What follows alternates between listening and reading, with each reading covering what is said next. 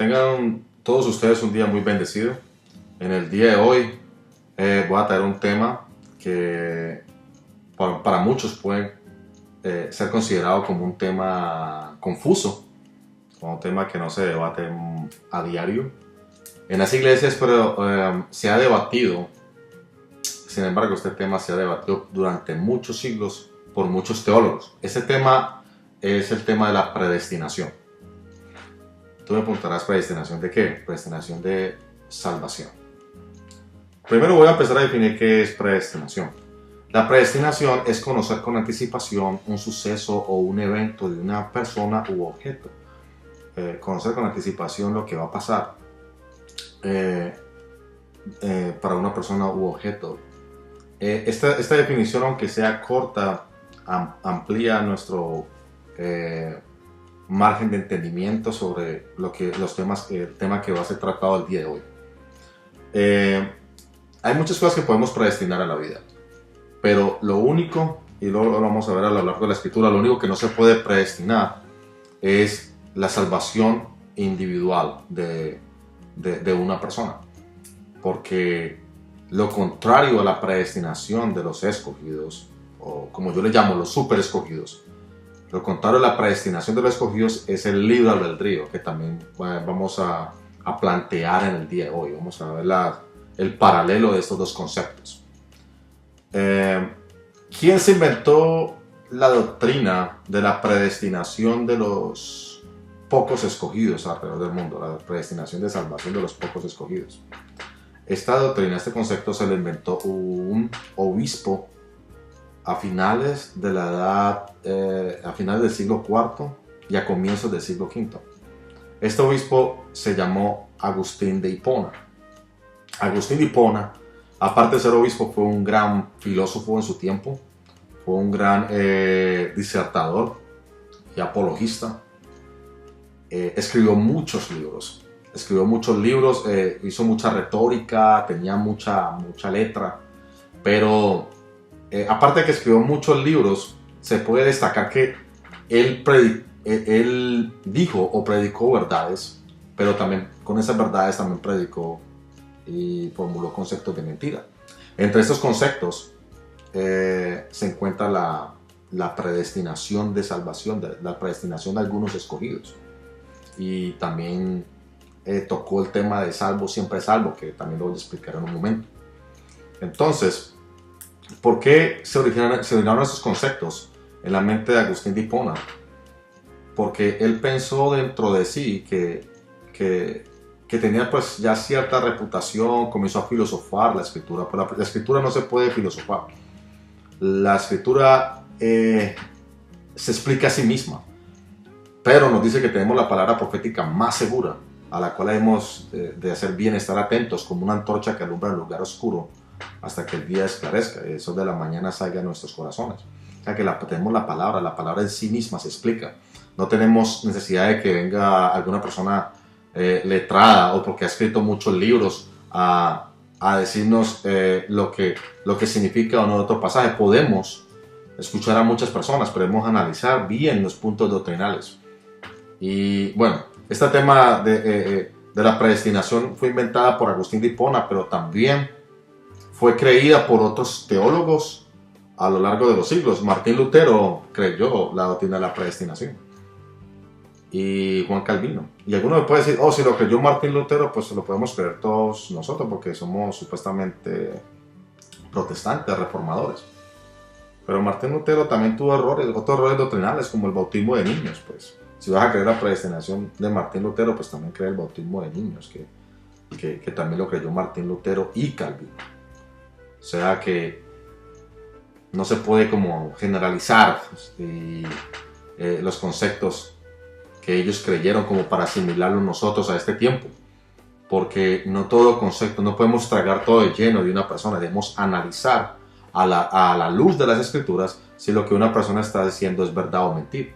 Es más, lo que yo también puedo enseñar en este día es motivo de tarea para todos los oyentes, para que en sus casas ustedes puedan analizar, ver los textos, analizar el contexto, hacer como una hermenéutica y una exégesis de lo que se puede enseñar a cualquier persona. Y eso es el consejo que le doy a todo el mundo.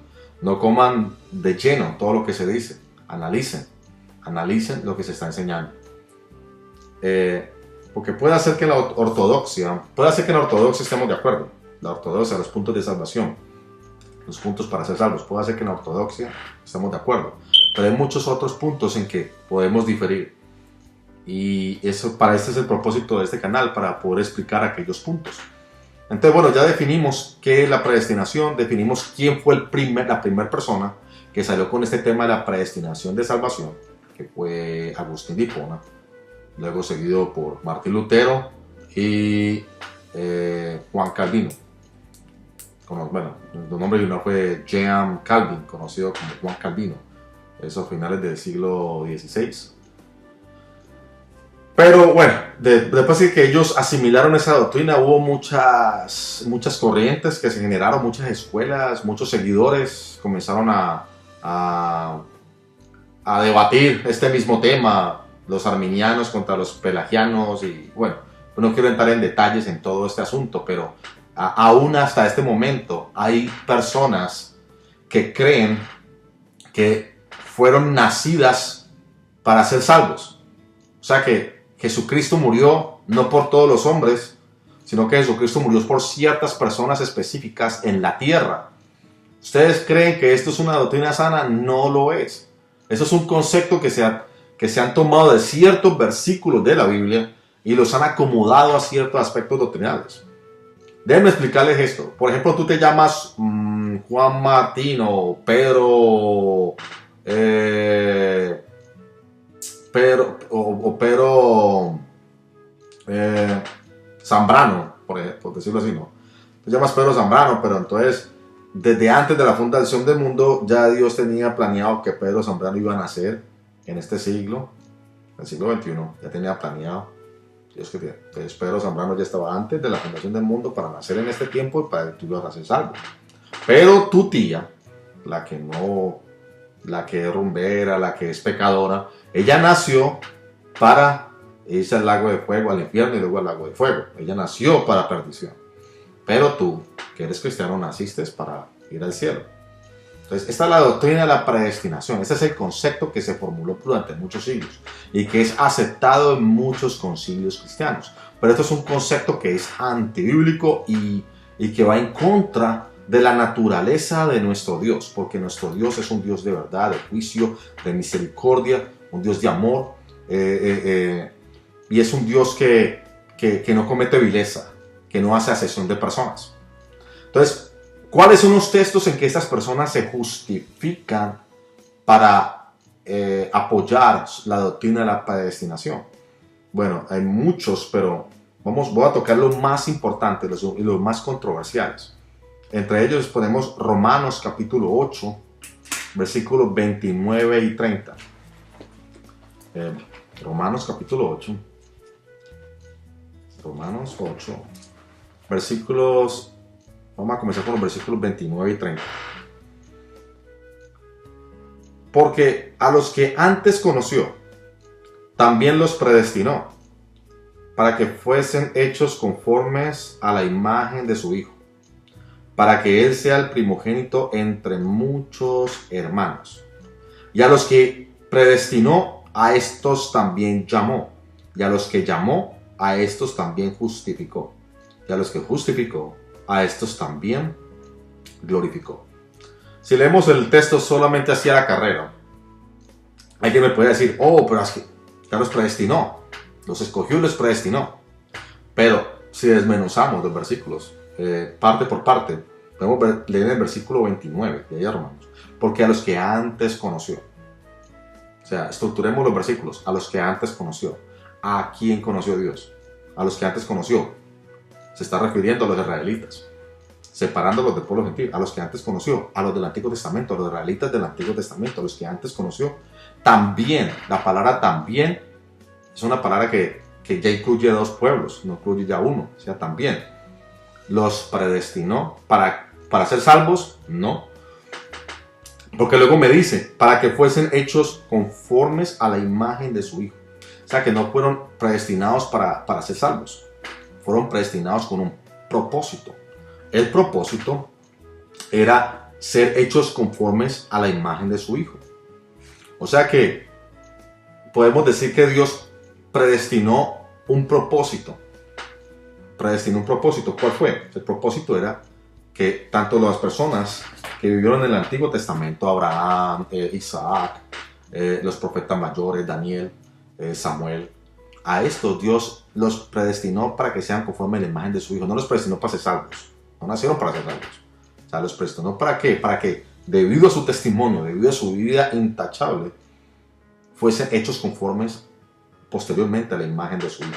Siempre nos habla en tiempo pasado. Estos dos versículos siempre nos hablan en tiempo pasado, para hacer de notar ellos. Dice a los que antes conoció a los israelitas, a los del Antiguo Testamento, a las personas que vivieron la palabra del Antiguo Testamento. Y luego dice para que Jesucristo sea el primogénito entre muchos hermanos. Wow, la palabra muchos hermanos. Y a los que predestinó, o sea, a los del Antiguo Testamento, a los israelitas del Antiguo Testamento, a los patriarcas, a los profetas, a esos también llamó. Y a los que llamó, a esos también justificó. Y a los que justificó, a estos también glorificó. O sea, siempre en tiempo pasado. O sea, que ellos fueron justificados y fueron glorificados. ¿Por qué está escrito este versículo? Para establecer una diferencia entre el pueblo israelita y el pueblo gentil. O sea, que también, así como a ellos, o sea, a nosotros nos llama el Señor. O sea, el Señor no predestina para salvación a nadie individualmente. Lo que lo hace colectivamente. Es como una puerta abierta para que todo aquel que quiere pueda entrar, hasta como lo vamos a explicar más tarde. O sea, los predestinó para que fuesen hechos conformes a la imagen de su Hijo. Dios predestinó un propósito, pero no predestinó a una persona para ser específicamente salvada. No predestinó a Juan, a Pedro, o que tú te llames Martín, o como que tipo Freddy. No te predestinó a ti para que nazcas en este tiempo y seas salvo. No, Él predestinó, cuando tú crees en Jesucristo y cuando vives la palabra, Él predestinó el propósito de que cuando tú lo aceptes a Él, seas conforme, después de que tú lo aceptes, seas tú conforme a la imagen de su Hijo. Ese propósito es predestinado. O sea que lo puedo concluir, que Dios predestinó ciertos aspectos y ciertas metas, ciertos propósitos, y no solamente para que fuésemos hechos conforme a la imagen de su Hijo, sino para que fuésemos un pueblo santo, sin mancha, como dice los Efesios 1.4. Efesios 1.4. Y este es un texto que ellos también se apoyan mucho para divulgar y creer y promover su doctrina, la doctrina de la predestinación individual de ciertos salvados.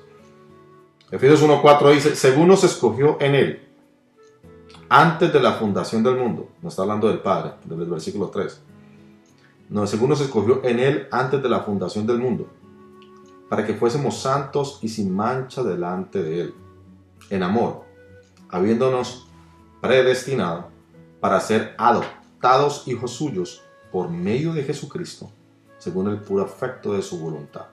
O sea, que Él nos escogió en Él antes de la fundación del mundo. Bueno, está hablando colectivamente también ahí. Ahí no nos está hablando individualmente, no está hablando de una manera colectiva. Dios escogió Él tenía en su mente un propósito antes de la fundación del mundo. Ya no tenía planeado una redención para la humanidad. Eso lo vamos a demostrar más tarde, porque el Cordero de Dios había sido escogido antes de la fundación del mundo.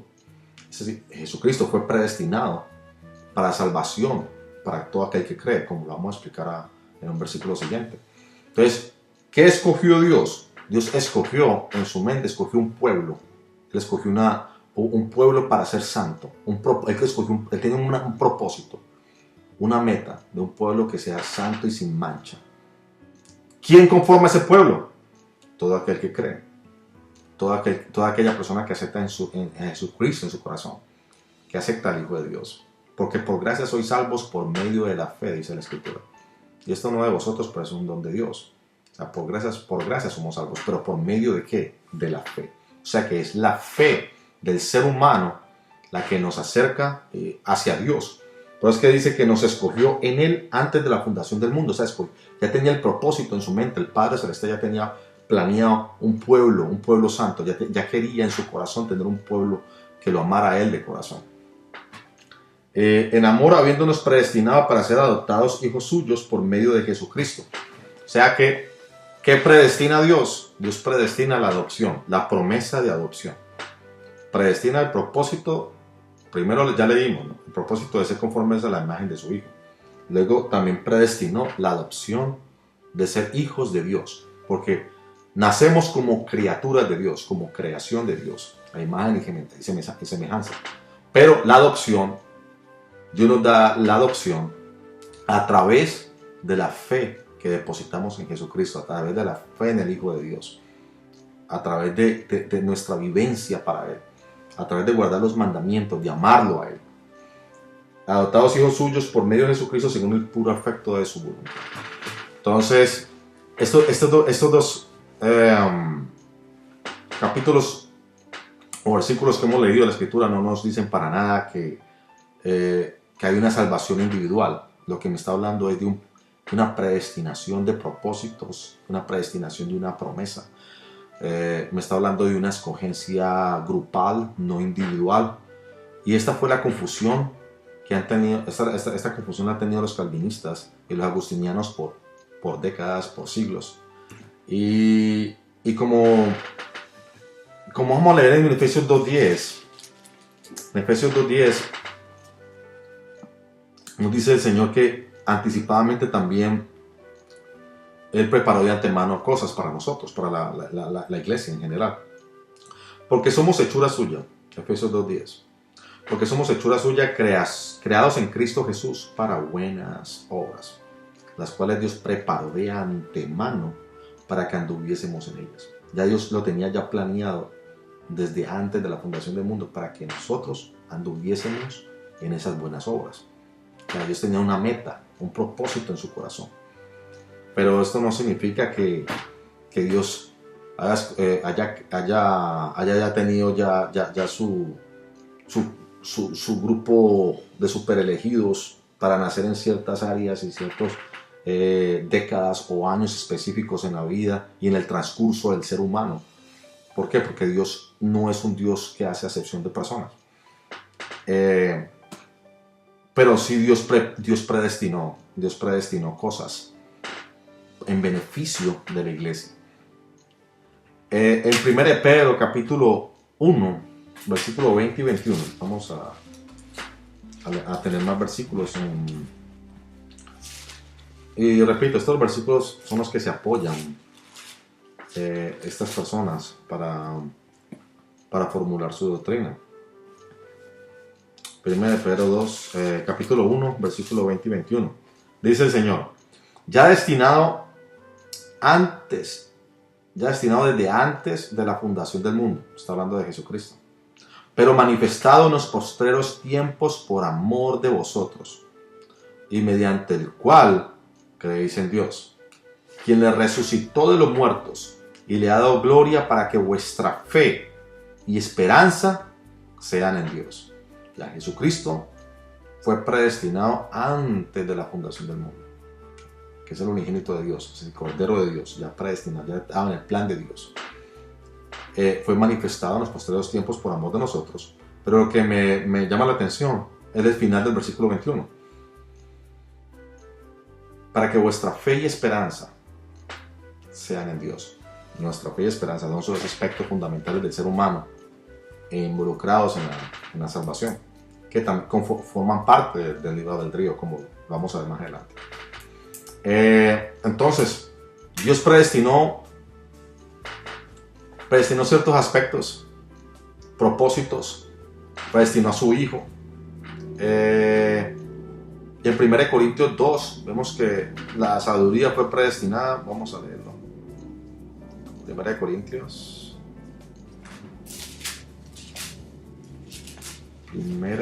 capítulo 2, versículos 6 y 8. Sin embargo, hablamos sabiduría entre los que han alcanzado madurez. Y sabiduría no de este siglo, ni de los príncipes de este siglo que perecen.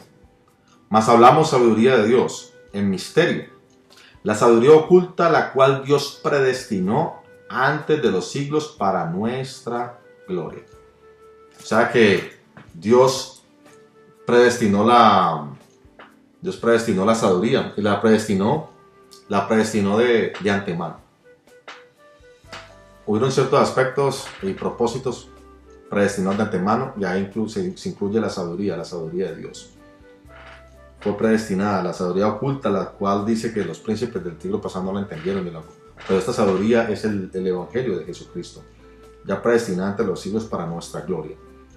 Y bueno, nos gloriamos en esa sabiduría eterna de nuestro Creador y Padre.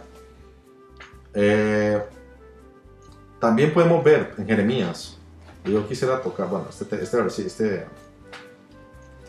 capítulo de Jeremías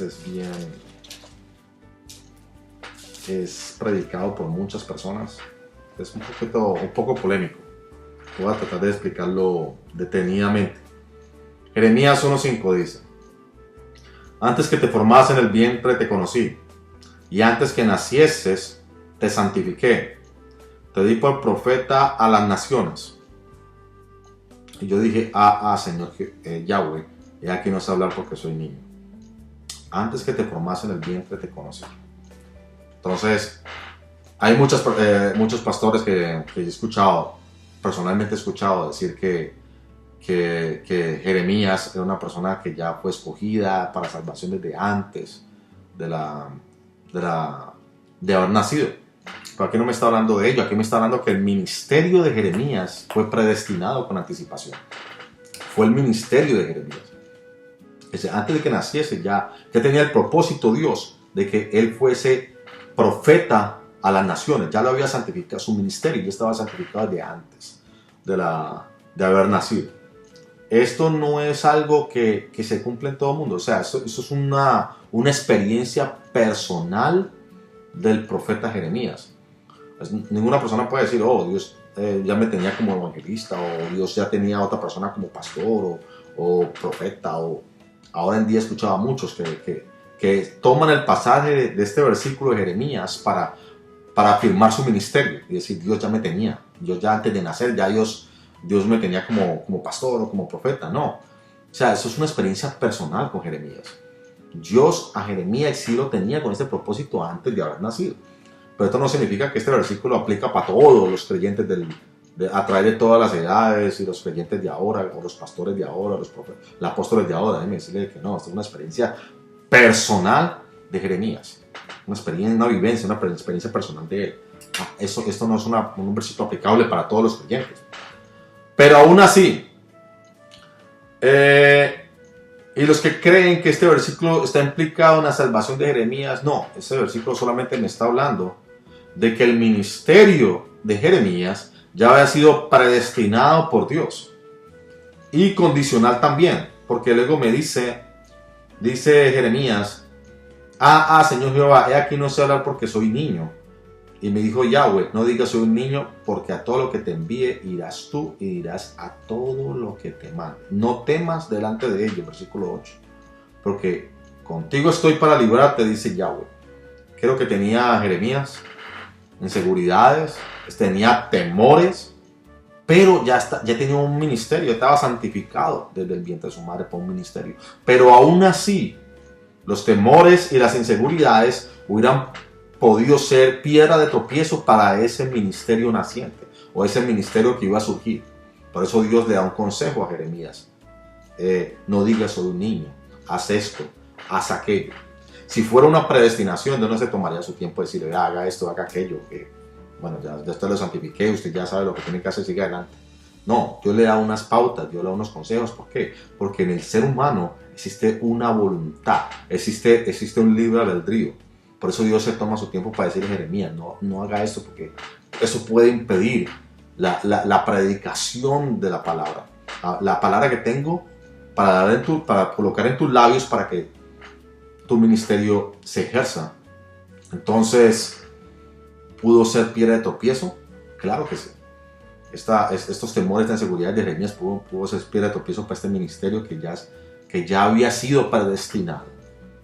Pero, aún así, no hubiera podido surgir de la manera o dar el resultado de la manera en que Dios quería. Pero este texto para nada me da a entrever que hubo una predestinación, que Jeremías fue predestinado para ser salvo. De ninguna forma. Jeremías no fue predestinado para ser salvo, solamente fue predestinado para ser un profeta. Fue predestinado para tener un ministerio. Así como Sansón. Sansón fue ya desde su nacimiento, desde bebé, fue llamado a ser nazareo. Fue llamado a ser nazareo, fue llamado a ser un ungido, a no cortarse el cabello, a no beber ni vino ni sidra. Y ha llamado a ser juez de Israel. ¿Qué pasó con Sansón? Él tomó por sus propias decisiones, por tomar sus propias decisiones. Terminó sin ojos y terminó siendo el paladín de los filisteos y terminó muriendo con los filisteos en una forma de suicidio. No se sabe si fue salvo o no, porque ninguna persona que los suicidas no entran al reino de los cielos, pero se suicidó juntamente con los filisteos, aunque le dio la victoria a Israel. Pero no por eso puedo decir, por eso puedo afirmar que fue salvo o que se perdió, pero que se suicidó Sansón. Pero su ministerio fue predestinado desde su nacimiento, o antes de su nacimiento, porque su madre era estéril. Y vamos a hablar de la esterilidad en un momento, en Romanos, pero no quiero profundizar en eso ahora. Bueno, después de Jeremías, podemos entender que no hay versículos que refuercen la doctrina de la predestinación. Así de esa forma. Mucha gente puede decir, o los que creen en predestinación puede decir, Juan capítulo 10, versículo 28, y vamos a leerlo. Juan 10, 28.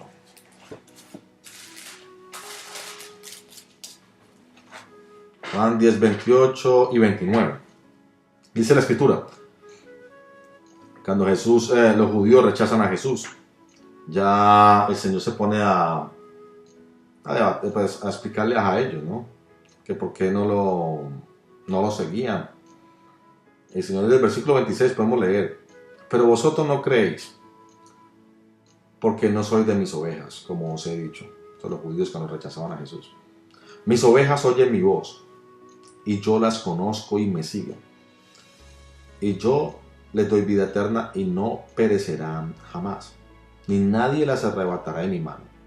Mi Padre que me las dio es mayor que todos y nadie las puede arrebatar de la mano de mi Padre. Y una persona dice, no, si ve que una persona, que las personas nacen porque el Padre Celestial se las da a Jesús. Y ya después de que se las da a Jesús, nadie las puede arrebatar de mi mano. Eso es lo que se llama una doble predestinación, o salvo siempre salvo. Aparte que hay personas que creen que nacen para ser salvos y otras personas también creen que no importa lo que pase, usted es salvo, siempre es salvo. Es una doctrina que también se ha dado por siglos, salvo, siempre salvo. Y eso es contrario a la Escritura. La Biblia dice que retroceder no agradará a mi alma, dice el Señor en Hebreos. O sea, una persona y luego dice Pedro, una persona que ha conocido la verdad y se vuelve atrás del santo mandamiento que les fue dado, es como cuando el perro vuelve a su vómito, la puerca la va a su chiquero. ¿Se le puede dar la espalda a Dios? Claro que sí, tenemos libre albedrío, Dios no puede obligar a nadie. Es que una cosa es ser un humano y otra cosa es ser un robot. Dios no creó robots. En el jardín del Edén Dios no puso robots, Dios puso seres humanos conforme a la imagen y semejanza de Dios. Por eso puso el árbol de la ciencia del bien y del mal, para que el hombre tuviera una escogencia, escoger entre el bien, escoger entre la obediencia y la desobediencia, entre el bien y el mal. Eso simboliza el árbol del bien y el mal, obediencia y desobediencia, solamente de una sola regla. ¿Qué es lo que hizo el hombre? Desobedecer la orden de Dios, en su libre albedrío, su libre voluntad, escogió tomar del árbol de la ciencia del bien y del mal. Los que creen en la predestinación dicen que no, que eso ya estaba también predestinado, el hombre ya estaba prácticamente en su mentalidad, ya estaba planeado, ya Dios que iba a coger de la bolsa del mal. No, Dios le dio una opción al hombre, que no comas de ahí para que no mueras, ya, pero el hombre lo hizo. Bueno, Eva prácticamente le dio a comer a su marido, pero desobedeció. Al comer del árbol, desobedeció a Dios, y al desobedecer a Dios, ahí entró la muerte a todos los hombres, por cuanto todos pecaron, dice Romanos. Entonces, el hombre peca en el jardín del Edén. Ahí peca el hombre, ahí cae el hombre, pero cae en su libre albedrío, en su libre voluntad de escogerse. Tomó del árbol, nadie lo obligó. La serpiente no le puso un revólver a Eva y le dijo, coma del árbol. O Eva no le puso un cuchillo a Adán y coma de la fruta. No, ellos comieron voluntariamente. ¿Por qué lo hicieron? Porque Dios no creó robots. Nosotros no somos androides. Dios no creó androides ni robots que somos programados para que todo lo que Dios siga, ojalá Dios quiera que fuera así, pero que nosotros hiciéramos totalmente la voluntad de Dios de esa forma. Pero Dios no creó robots. ¿Por qué Dios no creó robots? Porque Dios quiere personas que lo obedezcan, que lo sigan, porque lo aman a Él, porque aman a Dios. Seguimos a Dios porque lo amamos. Seguimos a Dios porque Él es bueno, porque su misericordia es para siempre, por lo que Él es. ¿Ya? No seguimos a Dios porque nos obliga o porque tenemos que hacerlo porque nos obliga. Él nunca se ha hecho eso así. Ni aún a los ángeles. Tuvieron ese programa robótico en su mente de seguir las pautas así al pie de la letra. No. Eso es lo que Jesús nos enseñó en el Padre Nuestro. En una parte dice, hágase tu voluntad, así en la tierra como en el cielo. ¿Por qué está esa estrofa en el Padre Nuestro? ¿Por qué se dice hágase tu voluntad? Porque existe otra voluntad diferente a la de Dios. La voluntad del ser humano. Y luego también está la voluntad de Satanás. Que también nos dice la Escritura que, si no estoy mal, es en 2 de Timoteo. 2 de Timoteo, y lo voy a leer 2 de Timoteo 2.26. 2 de Timoteo 2.26 dice: y escapen del lazo del diablo en que están cautivos a voluntad de él. O sea que hay personas que están cautivas a voluntad de Satanás. A la voluntad de Satanás. ¿Por qué están a la voluntad de Satanás? Porque ellos depositan la voluntad humana de ellos, la depositan a la voluntad del diablo. Le dan su voluntad al diablo. Entonces ya están ellos, luego de su voluntad está rendida a la voluntad de Satanás. Nosotros hacemos lo contrario como hijos de Dios. Nuestra voluntad la rendimos totalmente a Dios para que Dios haga su voluntad en nosotros. O sea, que nuestra voluntad la ponemos por el piso para que la voluntad de Dios surja en nuestra vida. Pues podemos decir, todos los días debemos orar a Dios para que se haga su voluntad sobre nosotros. Pero en las personas del mundo, las personas del pecado, no pasa eso así. Está la voluntad del diablo, como dice 2 de Timoteo 2.26. Pero volvamos al texto de Juan, porque entonces, ¿cómo se podría explicar este texto de Juan que dice que yo les doy vida eterna? Juan 10.28. Yo les doy vida eterna y no perecerán jamás, ni nadie las arrebatará de mi mano. ¿De cuáles ovejas me está hablando aquí Jesús, nuestro Señor y Salvador? Y no perecerán jamás. Ni nadie las arrebatará de mi mano. ¿De cuáles ovejas me está hablando el Señor? Pues déjame decirte que no, ahí no está hablando de una manera global. Ahí me está hablando de los 12 discípulos. De los 12 discípulos. ¿Por qué? Porque Jesús no había sido crucificado todavía. Los 12 discípulos se los entrega el Padre al Hijo antes de dar comienzo al tiempo de la gracia. Por eso Jesús fue y les llamó uno por uno. Ven y sígueme. Y los siguieron. Dejaron todo y lo siguieron. Entonces los 12 discípulos fueron entregados. Bueno, incluyendo a Judas, ¿no? Que te lo vamos a explicar el libro de partición. Los discípulos fueron entregados por el Padre a Jesús. Es decir, y yo les doy vida eterna, hablando de los 12 discípulos, y no perecerán jamás. Hay unos que aplican este versículo para aplicarlo a la iglesia en general, pero no es así. O sea, ese versículo tiene un contexto. Y el contexto es el siguiente, que es para los 12 discípulos. Ni nadie las arrebatará de mi mano. Mi Padre, que me las dio, está hablando de las ovejas de los 12 discípulos, es mayor que todos. Y nadie las puede arrebatar de la mano de mi Padre. ¿Cómo yo compruebo de que este versículo no es para todos? En Juan 17, 7 versículos más adelante, podemos ver que este versículo solamente es aplicable para los 12 discípulos en el momento de de antes de la gracia. Jesús no había todavía muerto en el madero ni resucitado. Por eso es que el Padre le entrega a los 12 discípulos a Jesús, como una primicia, podemos decirlo así. Juan 17:12, cuando Jesús ora por sus discípulos, todo el capítulo, dice el versículo 12, cuando estaba con ellos, hablando de los 12 apóstoles, los 12 discípulos, cuando estaba con ellos en el mundo, yo los guardaba en tu nombre. A los que me diste, yo los guardé. Oh, a los que me diste, yo los guardé. Estamos entendiendo el contexto. Los que me diste, yo los guardé, los 12 discípulos. Y ninguno de ellos se perdió, sino el hijo de perdición, Judas. El hijo de perdición, para que la escritura se cumpliese. Impresionante. O sea que entendemos ya el contexto de que este versículo no era para todo el mundo. No hay que pensar, no hay que formar una doctrina de un versículo, porque si no, pues aquí pues quedamos como una secta, porque así se forman las sectas. Cogen un versículo, un texto fuera de contexto y forman una secta totalmente errónea, conceptos erróneos. Y déjeme decirle una cosa, la Biblia se interpreta a sí misma. La Biblia no, un texto interpreta otro versículo, no hay que tomar la Biblia de una manera global. También en Juan capítulo 15, versículo 16, podemos leer más sobre ello, hablando de los 12 discípulos. No me elegisteis vosotros a mí, sino yo os elegí a vosotros, y os he puesto para que vayáis y llevéis fruto, y vuestro fruto permanezca, para que todo lo que pidierais en mi nombre, Él os lo dé. Esto os mando, que os améis unos a otros. Hablando con los 12 discípulos también. Y esto fue todo antes del comienzo, en el comienzo de su ministerio y antes de dar comienzo al tiempo de la gracia. Entonces el Padre le da los 12 discípulos a Jesús para que ellos puedan llevar mucho fruto.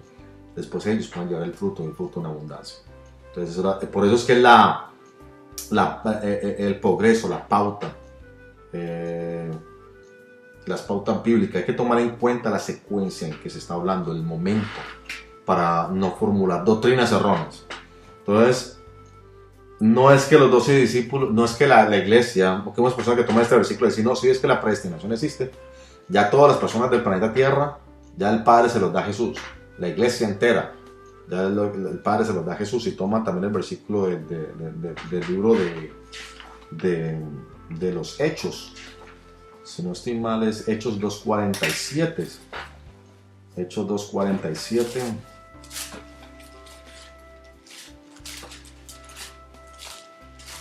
En Hechos 2:47 dicen ellos, alabando a Dios y teniendo favor con todo el pueblo. Y el Señor añadía cada día a la iglesia a los que habían de ser salvos. Eso fue después de la predicación de Pedro, después del Pentecostés.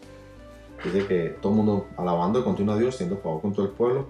Y el Señor añadía cada día a la iglesia los que habían de ser salvos. Dice, o si ven, Dios añade a la iglesia a los que han de ser salvos. Pero toman de la manera, si uno lo lee de esta manera, pues uno va a empezar, bueno, pues entonces Dios sabe, Dios viola la voluntad del hombre y mete las piezas del ajedrez como tiene que meterlas en cada iglesia. Mete solamente 20 o 30 personas aquí, 40 personas allá, porque esos nacieron para ser salvas. No está refiriendo a eso. Después de que la persona, lo que me está refiriendo a es después de que la persona cree en el Señor Jesucristo. Después de la persona acepta a Cristo en su corazón, cree en el Señor Jesucristo, le abre su corazón al Señor, deposita su fe en Dios, ya luego Dios te toma a ti y añade a la iglesia. Te añade a la iglesia. Entonces, puede ser los que habían de ser salvos, pero no se refiere a los que tienen que ser salvos. No, de ninguna forma. O sea, si uno, hay que saber tomar los versículos. ¿Por qué? Porque si leemos esto y leemos otros versículos, que como vamos a leer del libro de Albedrío, podemos decir que se contraponen. Pues si eso fuera así, de que solamente existen unos super elegidos para ser salvos, entonces en vano queda la evangelización. Y hay unas personas que creen, cuando una persona cree en la predestinación de ciertos salvados, abandona la evangelización. ¿Por qué? Porque ya dicen, no, pues si unas personas ya nacieron para ser salvas, ¿yo para qué evangelizo? ¿Yo para qué le predico a mi vecino?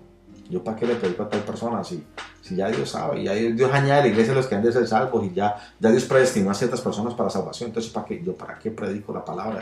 O sea, botan como la toalla, ya se vuelven mezquinos contra el prójimo, ya no tienen amor hacia el prójimo, porque creen que esa persona nació para perdición, creen que esa persona nació para ser perdida, pues la última persona las únicas personas que me hablan a mí de perdición son pocas en la escritura, son pocas. Ya el hijo de perdición, Judas, ya es un cuento aparte, porque ya eso fue antes del tiempo de la gracia. Yo puedo ver en la escritura, que si hubieron personas que fueron, que nacieron con ciertas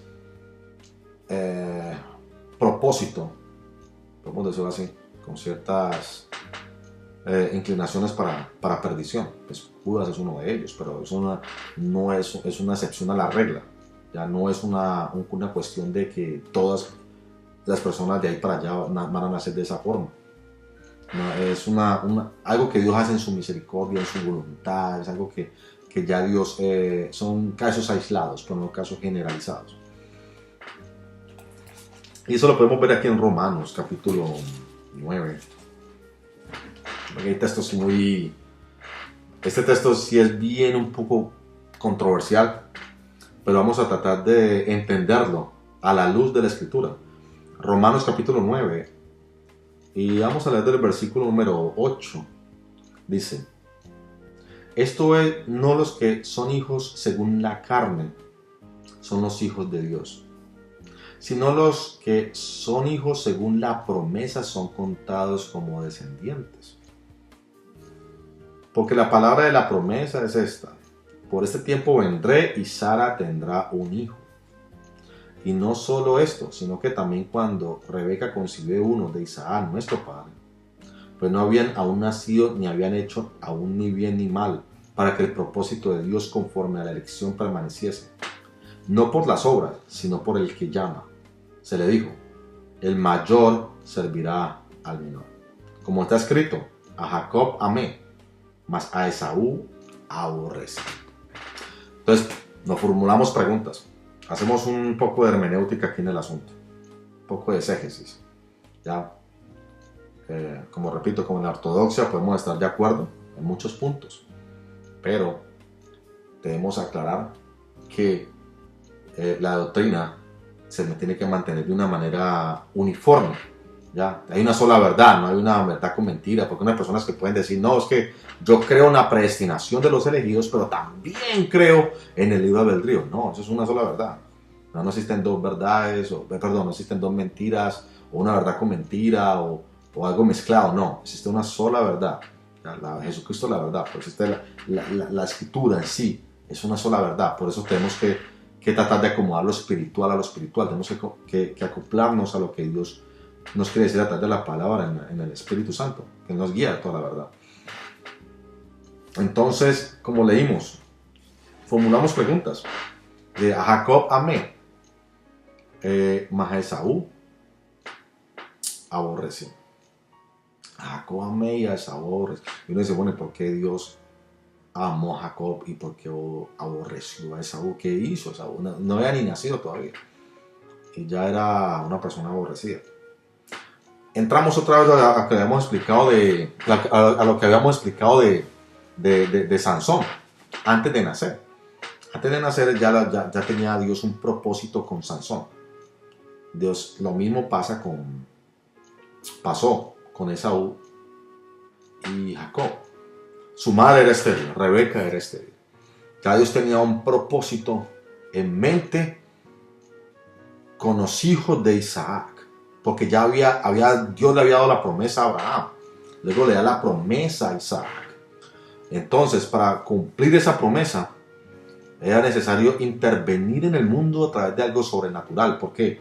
Porque Rebeca era estéril y no podía tener hijos. O sea, Dios interviene en la humanidad de una forma biológicamente milagrosa.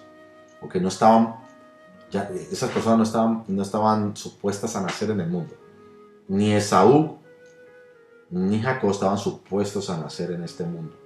Es más, Isaac, el padre de ellos dos, no estaba tampoco supuesto a nacer. Nació por una palabra, nació por una promesa. Ellos biológicamente no estaban en la secuencia normal, en el transcurso normal de la vida. Es ahí donde Dios interviene en la humanidad. Cuando Dios interviene en la humanidad es que se forman pautas bíblicas. Por eso es que en el versículo 8 dice, porque no son los hijos según la carne, son los hijos de Dios, sino que son los que son hijos según la promesa. Son contados como descendientes, según la promesa. Dios le había prometido a Abraham, tu descendencia será como la arena del mar, como la estrella del cielo. Entonces, esos hijos según la promesa, no somos, y también nosotros ahora no somos hijos según la carne, somos hijos según la promesa. ¿Promesa de qué? De que Dios, de que creemos en el Hijo de Dios y por creer en Él tenemos vida eterna. Somos hijos de Dios según la promesa. Lo mismo pasa en ese tiempo. Isaac no estaba supuesto a nacer. Ahora Jacob y Esaú no estaban supuestos a nacer biológicamente en la tierra. ¿Qué pasa? Nacen ellos y al nacer ellos, ya Dios cumple su beneplácito. Ya Dios cumple sus propósitos, sus metas. Ya Dios tiene un propósito específico, una meta específica para estos dos personajes que iban a nacer en el mundo. Pero se dice, a Jacob amé y a Esaú aborrecí. Ellos no estaban supuestos a nacer. Él intervino en el mundo. Prácticamente son promesas, son hijos conforme a la promesa de Dios. Ya Dios tenía tenía planes para ellos. Y es más, ya Dios se lo había dicho a Isaac, a Jacob amé y a Esaú, ya lo tenía ya Dios, ya lo había planeado, ya lo había dicho. O sea que él no, eso era una palabra que se tenía que cumplir. No estaban supuestos a nacer, por eso es que se cumplió la voluntad de Dios en ellos, en ese momento. Y ahí podemos entender. Ya luego más adelante, en el versículo 12, vemos del versículo 13, como está escrito, Jacob amé y a Esaú aborrecí. Versículo 14, ¿qué pues diremos? Que hay injusticia en Dios en ninguna manera. Pues a Moisés dice, tendré misericordia del que yo tenga misericordia y me compadeceré del que yo me compadezca. Así que no depende del que quiere ni del que corre, sino de Dios que tiene misericordia. Y es una palabra que está en Éxodo capítulo 33, versículo 19, el contexto de lo que está hablando Pablo, porque Pablo utiliza este pasaje en el Éxodo para explicar una verdad bíblica, una revelación importante. Pero hay muchas personas que toman esta revelación para justificar el tema de los super escogidos, de los predestinados. 33:19 dice así, y le respondió, Éxodo 33, versículo 19. Le respondió, yo haré pasar todo mi bien delante de tu rostro y proclamaré el nombre de Yahweh delante de ti. Y tendré misericordia del que tendré misericordia y seré clemente para con el que seré clemente. Pero cuando leemos el versículo 16, un poquito más atrás, ¿y en qué se conocerá aquí que he hallado gracia en tus ojos? Le pregunta Moisés a Dios. ¿En qué se conocerá? Yo y tu pueblo, sino que tú andes con nosotros. Mire lo que le dice Moisés al Señor. Es como una petición. En inglés se dice como un request. Una petición, un request. Sino que tú andes con nosotros y que yo y tu pueblo seamos apartados de todos los pueblos que están sobre la faz de la tierra. Es una petición pues un poco egoísta, digámoslo así, de Moisés. Y Yahweh dijo a Moisés, también haré esto que has dicho por cuanto has hallado gracia en mis ojos. O sea que parte de lo que pidió Moisés, por cuanto y te he conocido por tu nombre. Pero en el versículo 19 ya luego le dice, yo haré pasar todo mi bien delante de tu rostro y proclamaré el nombre de Yahweh delante de ti y tendré misericordia del que tendré misericordia y seré clemente para con el que seré clemente. O sea que esta es una contestación. El versículo 19 está contestando lo que ya había pedido Moisés en el versículo 16. Que seamos, Moisés le dice al Señor, haz que Israel, el pueblo israelita, Moisés y el pueblo de Israel sean apartados de todos los pueblos de la tierra. ¿Ya? Pero ya luego Dios le dice a Moisés, yo tendré misericordia de que yo tenga misericordia y me compadeceré y que yo me compadezca. Entonces, este versículo no es un versículo de apoyo para la predestinación, de ninguna forma. Entonces, al contrario, este versículo es una respuesta a la petición egoísta que había hecho Moisés en el versículo 16 del Éxodo 33. Entonces podemos entenderlo primeramente así. ¿Por qué? Porque ya entendiendo esto, entendemos cómo Dios salva a Nínive y envía a Jonás, al profeta Jonás, para ser un misionero evangelista a Nínive y se convierta, y sabemos que por la historia, vemos que se convirtió toda esa nación, aunque Jonás fue rebelde al principio y no quería, pero ya después Dios tiene misericordia de todo ese pueblo de Nínive y bueno, ya sabemos el resultado. Dios salva hasta los pollos, hasta los perros, hasta los gatos, mejor dicho, todo eso fue puesto en las manos de Dios y se arrepintieron de corazón. A los perros arrepintieron. Ya sabemos que ya Dios tiene misericordia y que tenga misericordia, pero no se refiere a que Dios vaya a tener misericordia de una manera invalidando el libre albedrío, no que Dios tiene misericordia conforme Él ve lo que hay dentro del corazón del ser humano. Entonces, y gracias a ello, gracias a este pensamiento, podemos entender los versículos siguientes. Porque comienza a hablar Pablo de Faraón, que Dios pone a Faraón y le endureció el corazón a Faraón. Y le pone a pensar, bueno, ¿y por qué Dios endurece el corazón de Faraón? Y es lo que también Pablo le decía en el versículo 17, porque la escritura dice de Faraón, Romanos 9, 17. Romanos 9, 17 dice, por esto mismo te he levantado, para mostrar en ti mi poder y para que mi nombre sea anunciado por toda la tierra, de manera de que quien quiere tiene misericordia y al que quiere endurecer, endurece.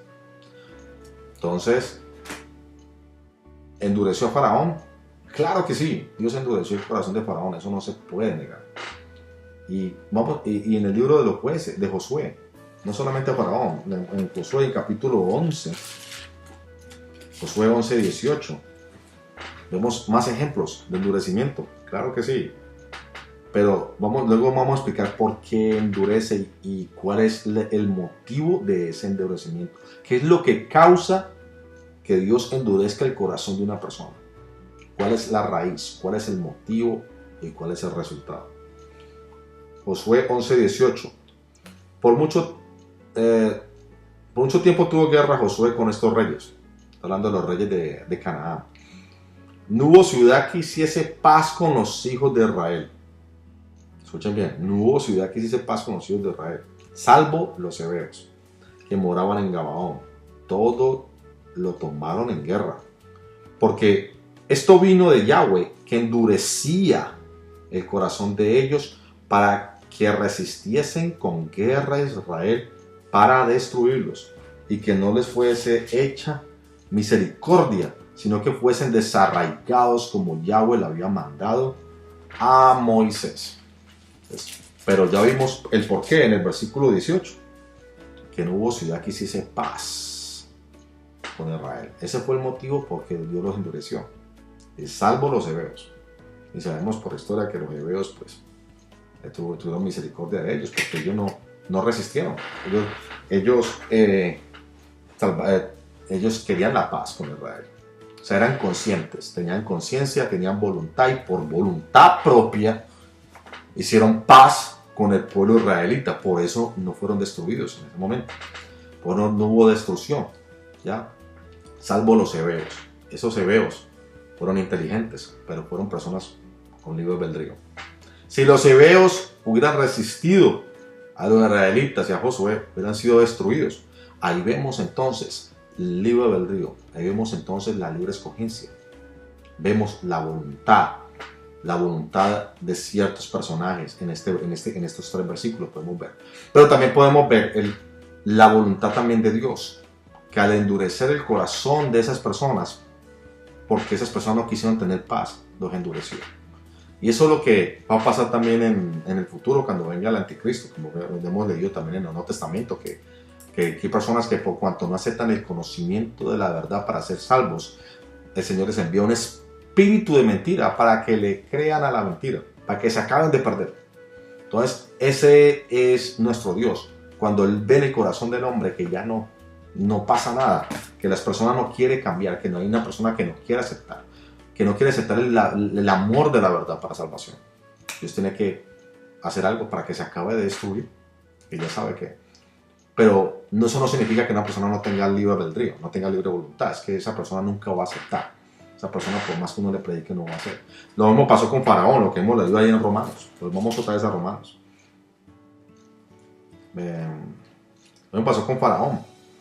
Ya, Faraón sencillamente pues no quiso aceptar, no quiso tener su corazón endurecido. Pero Dios lo levantó. De hecho, fue Dios el que levantó a Faraón para mostrar, para que su poder se hiciese notorio en todo el mundo. Entonces, ¿pero por qué lo hizo Dios? Porque, bueno, primero que todo, porque quería que su nombre fuera divulgado por toda la tierra. Por eso levanta a este personaje, él mismo lo pone en su trono. No es que nació para perdición, que lo levanta en el trono. Lo pone como faraón, en conclusión. Lo pone faraón. No lo pone para perdición, pero lo pone como faraón. Eso te he levantado. Por eso dice, por mismo te he levantado. O sea, te he puesto en lugar de privilegio, en un lugar alto. Te he levantado como faraón para mostrar en ti mi poder. No dice que yo te creé para perdición o te creé para que te fuese al lago de fuego, el infierno. No, nada. Dios no levantó ni a Faraón para eso. Es más, si usted hubiera arrepentido, yo lo hubiera perdonado, porque Dios es la misericordia. La Biblia ahí nos dice que las misericordias de Dios son nuevas cada mañana. Eso nos dice en el libro de Miqueas. Las misericordias de Dios son nuevas cada mañana. Si Faraón se hubiera arrepentido, hasta lo hubiera perdonado, Señor, porque Dios es así. ¿Ah? El que él se acerca, dice la Biblia, que él no le echa fuego. Al que Dios se acerca, Dios no le echa fuego. Entonces, Dios levanta a Faraón, levanta a este personaje, lo pone en el trono como Faraón, porque es lo que me está diciendo Romanos. Por eso te he levantado para mostrar en ti mi poder. En ti, te he levantado como Faraón para mostrar en ti mi poder. Y para que mi nombre sea anunciado por toda la tierra. Esa es una buena forma de interpretar el pasaje. Luego dice el versículo 18 de Romanos 9. De manera de que quien quiere, tiene misericordia, y al que quiere endurecer, endurece. Y lo endureció a Faraón. Pero me dirás por qué, pues sin culpa, porque ¿quién ha resistido a su voluntad? Luego me comienza a hablar de las copas, y esto es importante, las copas de ira y las copas de misericordia, que mucha gente que se apoya en estos versículos que van a seguir. Versículo 20 dice, antes, oh hombre, ¿quién eres tú para que alterques con Dios? Dirá el vaso de barro al que lo formó, ¿por qué me has hecho así? ¿O no tiene potestad el alfarero sobre el barro para hacer de la misma masa un vaso para honra y otro para deshonra? ¿Y qué? Si Dios, queriendo mostrar su ira y hacer notorio su poder, soportó con mucha paciencia los vasos de ira preparados para destrucción. Pero escuchen bien, soportó, tiempo pasado. Me está hablando de cosas en tiempo pasado.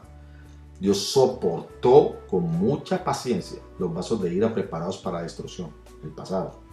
Y para hacer notorias las riquezas de su gloria, las mostró para con los vasos de misericordia que Él preparó de antemano para gloria, a los cuales también ha llamado, esto es, a nosotros, no solo de los judíos, sino también de los gentiles. O sea que podemos formular preguntas, ¿quiénes fueron los vasos de misericordia y quiénes los vasos de ira? Los vasos de ira preparados para destrucción, los soportó de antemano porque eso era el tiempo en que se estaba preparando un pueblo en el cual iba a nacer el Salvador del mundo. Estaba preparando el pueblo de Israel para que en él naciese el Salvador del mundo. Estaba preparando un pueblo específico para que naciese el Hijo de Dios. Por eso soportó con mucha paciencia esos vasos de ira preparados para destrucción. Lo soportó. ¿Ya? Eso me está hablando de Faraón, me está hablando de otras naciones que utilizaba Dios para castigar a Israel, que no desobedecía por su idolatría. Ya, mucha paciencia tuvo que soportar Dios esos vasos. ¿Por qué? Porque ya no había tiempo de la gracia. ¿Cómo se iban a convertir? Ya la puerta todavía no estaba abierta para los gentiles. Solamente era para aquellas personas que eran susceptibles y era muy difícil, un tiempo muy inestables para la conversión. No, la sangre de Cristo, el Espíritu Santo de continuo en la tierra, no estaba en función. El Espíritu Santo de continuo en la tierra. Y muchas veces me dicen, pero es que en el tiempo se pueden haber convertido los gentiles. Y yo te puedo decir en este momento tenemos la sangre de Cristo, tenemos las arras del Espíritu, el Espíritu Santo en pleno funciona aquí en la tierra. Y ni aún así hay personas que quieren aceptar el Evangelio de Dios. Ni aún así hay personas que quieren, por más que le prediquen, no quieren aceptarlo y rechazan el Evangelio. Imagínate en ese tiempo que no estaba la sangre de Cristo para limpiar pecados, que, Dios, que existía la ley, y la ley era como, wow, era, era difícil de vivir, le podemos decir así, ya, sin una guía y sin una fortaleza en Dios. ¿Ya? Y ahora porque tenemos el Espíritu Santo y Él graba la ley, la escribe en nuestro corazón. ¿Ya? Y el Espíritu Santo nos guía a toda la verdad. Ahora tenemos herramientas útiles para seguir a Dios y amarlo de todo nuestro corazón. Nosotros que éramos gentiles, tenemos unas herramientas fantásticas y gloriosas en Dios. Pero en ese tiempo los gentiles no tenían nada de ello. Por eso es que Dios soportó con mucha paciencia aquellos vasos de ira y destrucción en ese momento. ¿Por qué? Porque corazones que no querían hacer, estaban totalmente a la merced de Satanás y no querían saber, para no te contar, el diablo lo utilizaba para hacer caer a los israelitas en muchos pecados e idolatrías. Pues que Dios, y para hacer notorias las riquezas de su gloria, las mostró para con los vasos de misericordia, en el versículo 23. Dice que Él preparó de antemano para gloria, a los cuales también ha llamado. Esto es a nosotros, no solo a los judíos, sino también de los gentiles. Como también en Oseas dice, llamaré pueblo mío al que no era mi pueblo y a la no amada, amada. O sea, no éramos pueblo de Dios, pero ahora venimos a ser pueblo del Señor. ¿Quién me está dando este capítulo a entender? El paralelo entre los judíos y israelitas. ¿Ya? Los vasos de ira y vasos de misericordia. Éramos, por naturaleza, éramos vasos de ira. ¿Ya? ¿Por qué? Porque no teníamos opción. Ya ahora tenemos la gracia de nuestro Dios. Este pasaje no es aplicable para ahora en este momento. Aquí por lo me está hablando en tiempo pasado. Ahora nosotros ya no existen vasos de ira. Muchas personas pueden decir, pues que sí hay vasos de ira. Este pasaje me está hablando que ahora en este momento hay vasos de ira preparados para destrucción. No, esto me dice que soportó. En el versículo 22 dice soportó. Siempre me está hablando de tiempo pasado. O sea que este pasaje no es aplicable para en este tiempo. O sea, no hay vasos de ira en este tiempo ya preparados para destrucción. Eso pasó antes del tiempo de la gracia. Mucho antes del tiempo de la gracia. Ya ahora ya tenemos la promesa de que no éramos pueblo, ahora sí somos pueblo de Dios, a la no amada, amada. Ahora tenemos la promesa, la amada del Señor. Bueno, ya entendiendo este pasaje de Romanos y con el contexto de Josué 11, podemos ver otros pasajes importantes de la Escritura. Miremos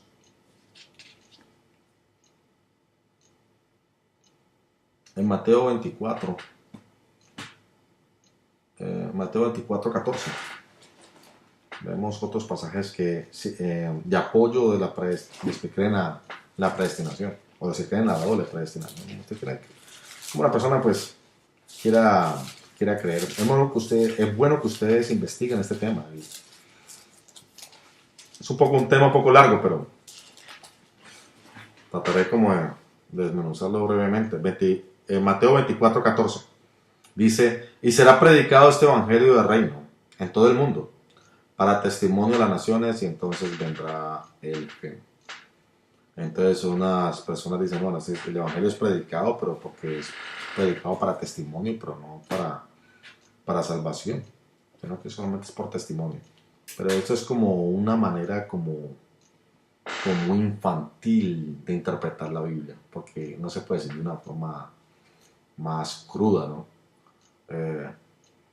No hace falta ser un total neófito para uno pensar que este pasaje es aplicable que el evangelio solamente es predicado por este propósito, para testimonio. O sea, es como una manera muy infantil de predicarlo, pero lo que me está diciendo aquí la palabra es, me está dando como a entender cuál es uno de los propósitos del evangelio, ¿ya? Y uno de los propósitos es para testimonio también a todas las naciones.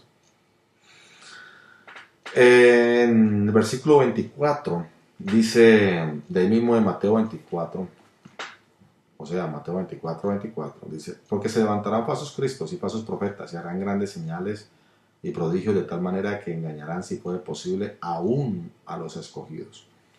Y aquí voy a entrar a otro tema, porque los que creen en la predestinación eh, creen en cada palabra que dice la escritura. Cuando se dice escogidos, cuando dicen escogidos, dice, es que ahí me está hablando específicamente de las personas que nacieron para ser salvas.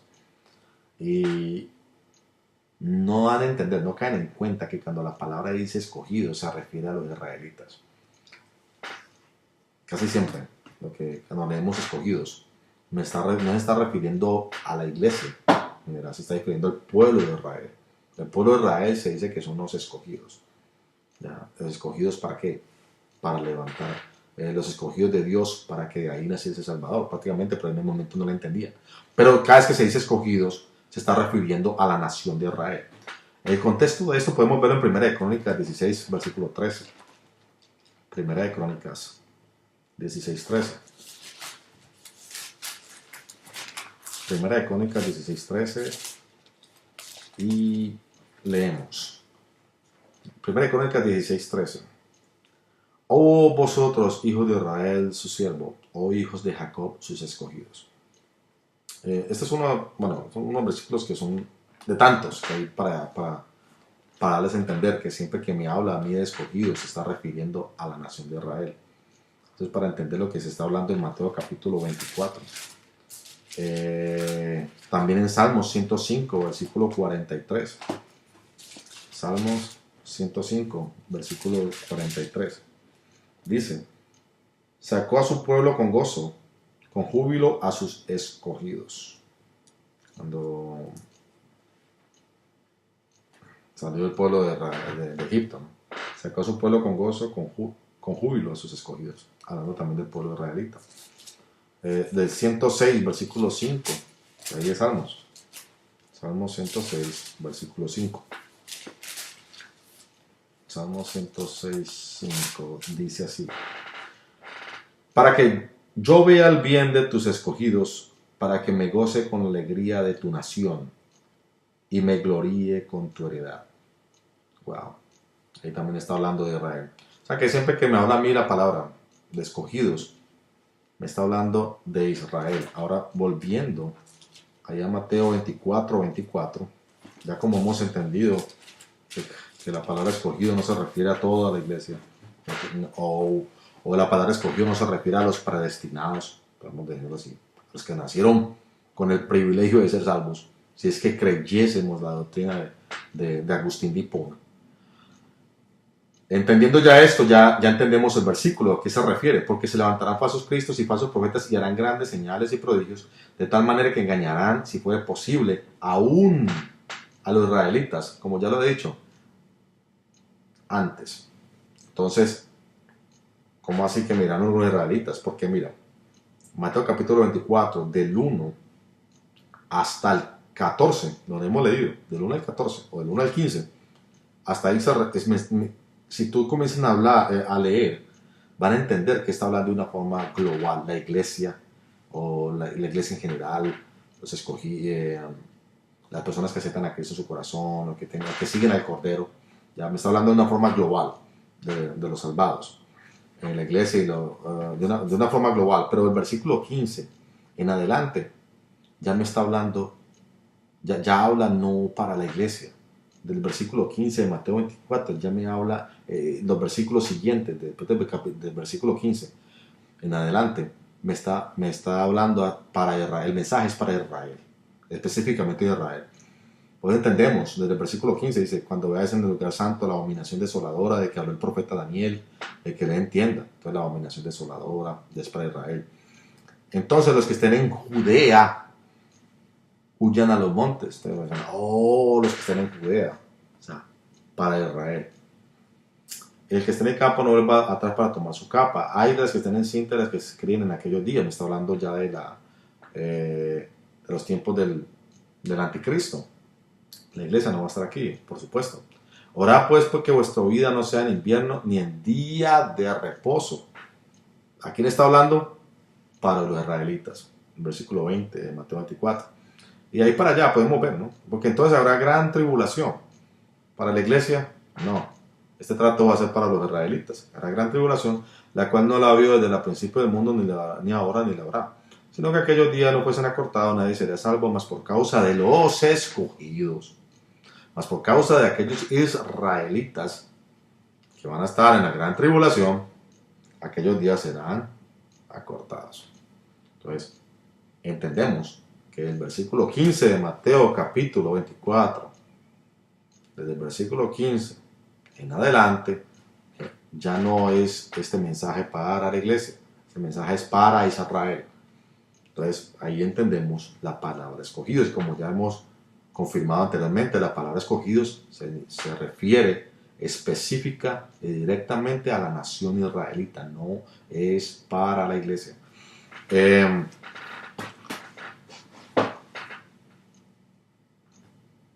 Bueno, y aquí también podemos entender, en 2 Timoteo 10, 2 Timoteo 10, vamos a mirar rápidamente. Vamos a seguir mirando más versículos que utilizan los que creen la predestinación, los que se apoyan, los que creen en esta doctrina herética. Más versículos en que se apoyan ellos. Dice así 2 Timoteo 2:10. Por tanto, todo lo soporto por amor de los escogidos, para que ellos también obtengan la salvación que es en Cristo Jesús con gloria eterna. 2 Timoteo 2:10. O sea, es lo que está diciendo Pablo. Por tanto, Pablo a Timoteo. Por tanto, todo lo soporto por amor de los escogidos.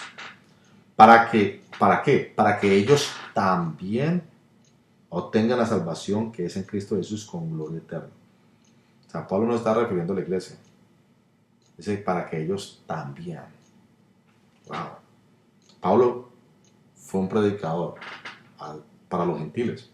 Cuando Pablo dice también, se está refiriendo ya al pueblo judío. Porque Pablo prácticamente no fue un predicador para el pueblo judío, no para el pueblo gentil. Dice, para que ellos también obtengan la salvación. Todos los soportos para los escogidos, para que ellos también obtengan la salvación que es en Cristo Jesús con gloria eterna. Y bueno, entendemos, ¿no?, que este versículo no se refiere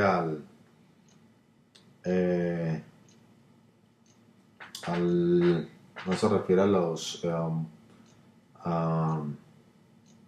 no se refiere a los gentiles, sino que se refiere a los judíos. Bueno, vamos a ver otros versículos de apoyo.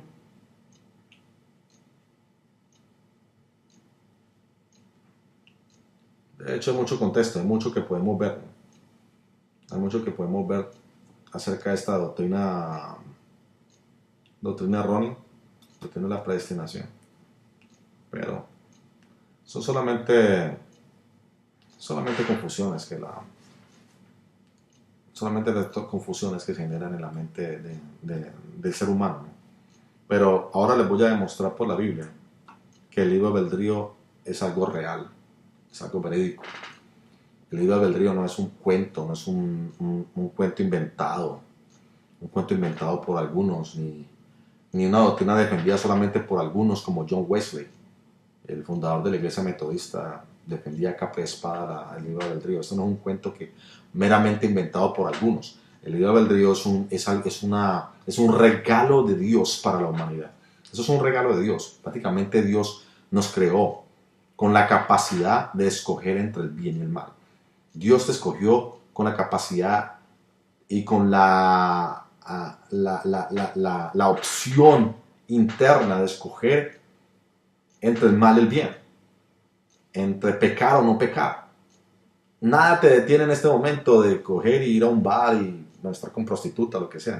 Dios no te va a detener, ¿ya? ¿Por qué? Porque Dios no te quiere manipular como un robot, ¿ya? Dios quiere que cuando tú lo amas y tú obedezcas sus mandamientos, cuando tú obedezcas sus mandamientos, lo hagas por amor. Lo hagas por amor. Cuando tú obedezcas, lo hagas por amor. Cuando tú lo sigas, lo hagas por amor, ¿ya? En Juan 14, versículo 23. Juan 14, versículo 23. Juan 14, 23. Dice la escritura: Respondió Jesús y le dijo, el que me ama, mi palabra guardará, y mi Padre le amará, y vendremos a él, y haremos morada con él. Acá hay una promesa. Esta palabra es una promesa. ¿Ya? El que me ama, mi palabra guardará. Y mi Padre le amará, y vendremos a él, y haremos morada con él. En ningún momento me está diciendo que esto es para con ciertas personas, para un club. Dios no es un Dios de clubes. Dios no es exclusivo de un club. No, Señor. Dios es un Dios respetuoso. Nuestro Dios es un Dios soberano, grande, omnipotente. ¿Ya? Pero es un Dios respetuoso. Dios respeta. Es omnisciente, pero respeta. Su omnisciencia no es que esté ligada al punto o al límite del libre albedrío del ser humano, pero sí respeta los parámetros del libre albedrío humano. ¿Ya? Y como vamos, porque si no, no entenderíamos los versículos siguientes que vamos a leer. ¿Ya? Pero entonces, esta promesa condicional, o sea, esto es, el que me ama, mi palabra guardará, y mi Padre le amará, y vendremos a él, y vendremos. O sea, que cuando tú lo amas, ya luego él te ama, ¿ya? Y ya luego él viene hacia ti, y vendremos a él, y haremos morada con él, ¿ya? Es una promesa. Entonces, ¿cómo yo puedo demostrarle a alguien por la Biblia de que hay un libre albedrío? ¿Cómo puedo demostrarlo? Hay muchos versículos que se puede demostrar, ¿no? Que Dios... Pero, bueno, entre uno de ellos podemos leer Isaías capítulo 5. Quiero comenzar por Isaías. Hay muchos versículos que puedo utilizar en ello, pero voy a comenzar a hablar sobre...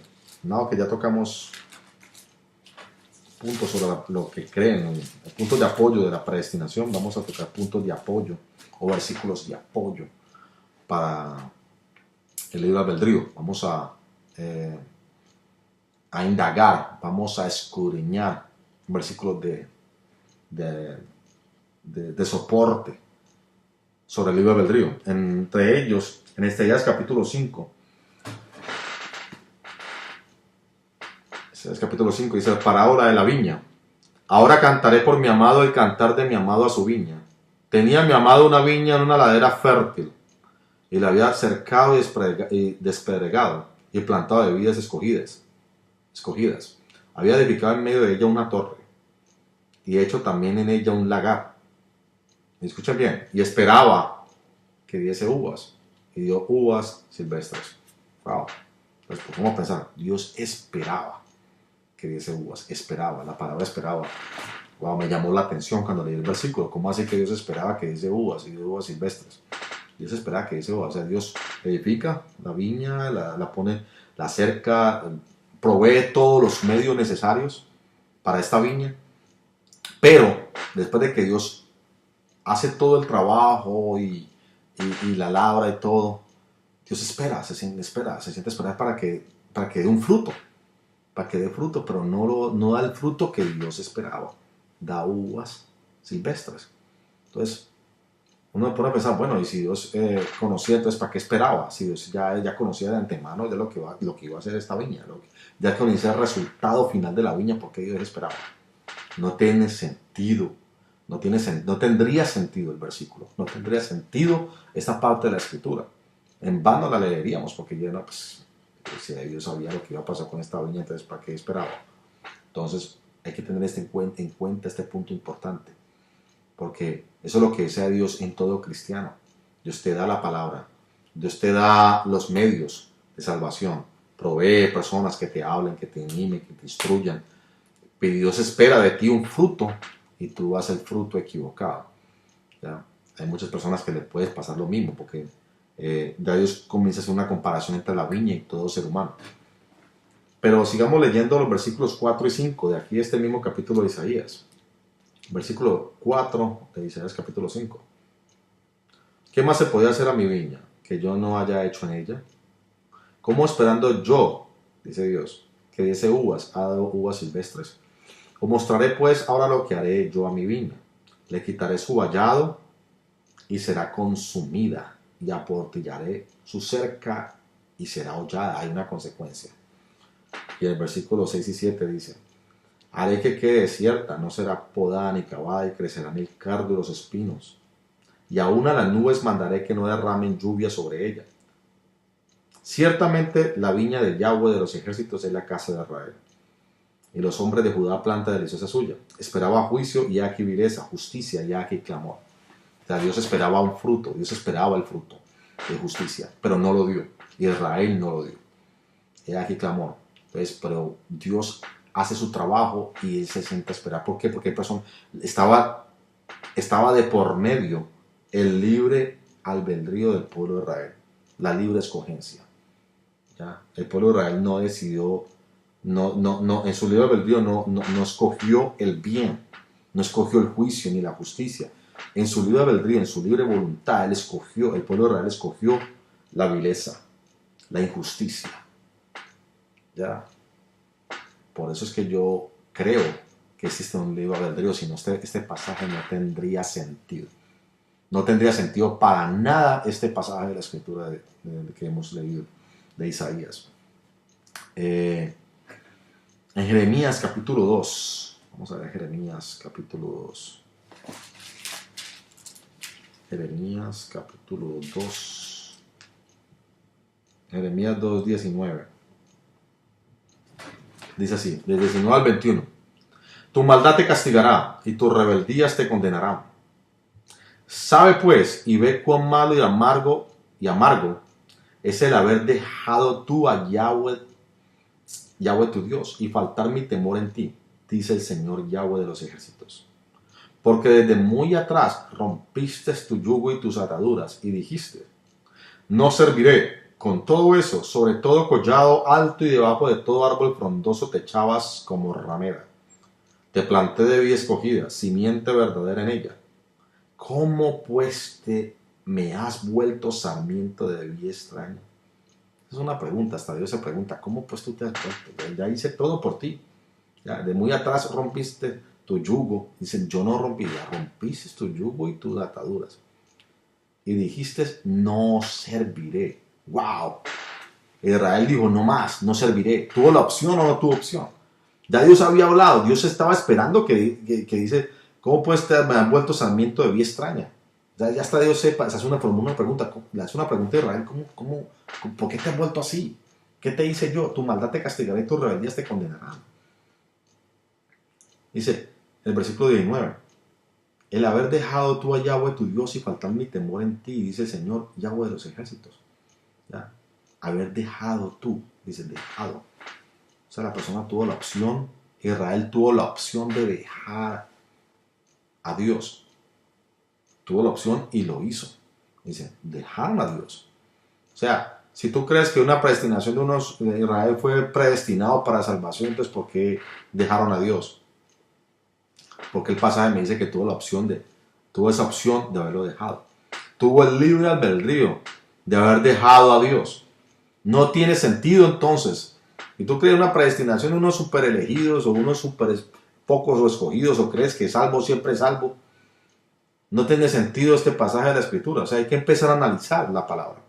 No hay que empezar a hablar incoherencias, porque yo puedo inventarme una doctrina o coger la doctrina de Calvino o la doctrina de Agustín Hipona y sin investigar, no. Pues es que Dios nos dejó a nosotros el Espíritu Santo y también nos dejó nuestro propio raciocinio para escudriñar la escritura. Y ese es un mandamiento de Dios, escudriñar la escritura. Porque a vosotros parece que tenéis la salvación y ellas dan testimonio de mí, dice el Señor. Entonces, dice la palabra que Israel se echaba debajo de todo árbol frondoso y se echaba como ramera. Dice, te planté y escogida, dice el Señor, yo te planté, yo te hice algo por ti, de simiente verdadera, yo te di lo mejor prácticamente, lo hice lo mejor por ti. Dice, ¿cómo pues te me has vuelto? O sea, se volvió atrás, tuvo la escogencia, tuvo el libre albedrío para dejar a Dios después de que todo lo que Dios había hecho por Israel. O sea que si existe la predestinación de algunos super escogidos, de algunos escogidos, de algunos pocos, este versículo no tendría sentido. En absoluto tendría sentido. Pero es que, bueno, en Hechos 17:30, y quisiera leerlo. Hechos 17:30. Sigamos adelante en el estudio. Ahora estamos hablando del libre albedrío, la libre escogencia. Hechos 17:30. Dice así: pero Dios, habiendo pasado por alto los tiempos de esta ignorancia, ahora manda a todos los hombres en todo lugar que se arrepientan. Wow. Esta predicación la hizo Pablo en Atenas, en el Areópago, cuando se enfrentó ahí no se enfrentó, cuando les enseñó a los epicúreos, a los estoicos del momento. Ya, luego les dice a ellos: Dios manda a toda persona y a todo hombre en todo lugar a que se arrepiente. Dice: todo es todo. Y eso es una palabra que yo quiero enfocar, de hacer un enfoque en este día. Porque dice la escritura que dice, ahora manda a todos, no dice a algunos, dice a todos los hombres, no dice a los escogidos, dice a todos los hombres y en todo lugar, no dice ni en Israel, ni en Grecia, ni en Colombia, ni en Estados Unidos, dice a todos los hombres a que se arrepientan. Es algo que no es individual, es algo grupal y colectivo. La salvación es para todos los seres humanos, no es para ciertas personas, no es un privilegio para ciertas personas o para cierto grupo. Todo el mundo predica Juan 3:16, de tal manera amó Dios al mundo que ha dado su Hijo unigénito para que todo aquel que en él crea no se pierda, mas tenga vida eterna. Dice todo aquel, todo, ahí aparece también la palabra todo aquel, todo. Y vamos a ver muchos versículos, porque hay muchos versículos que también nos dan a entender la palabra todo. En Romanos 10, 11, 13.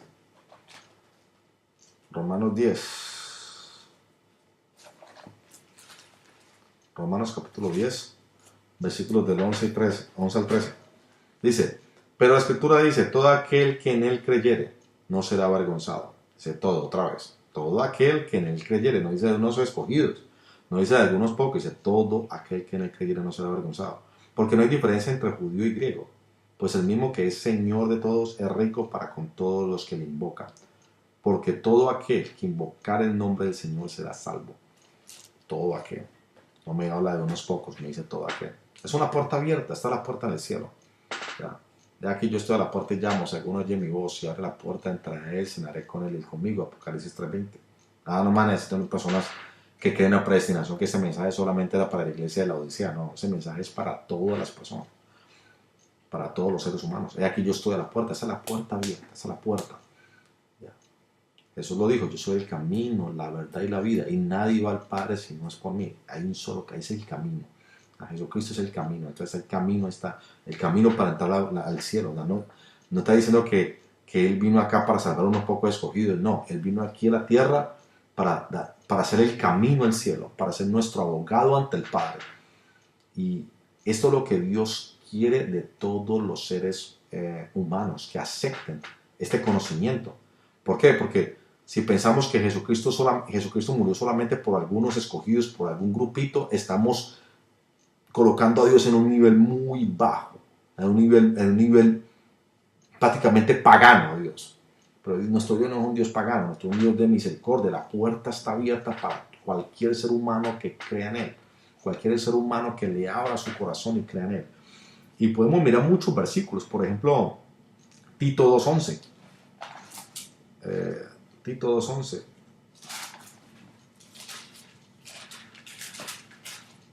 Tito 2:11 nos dice: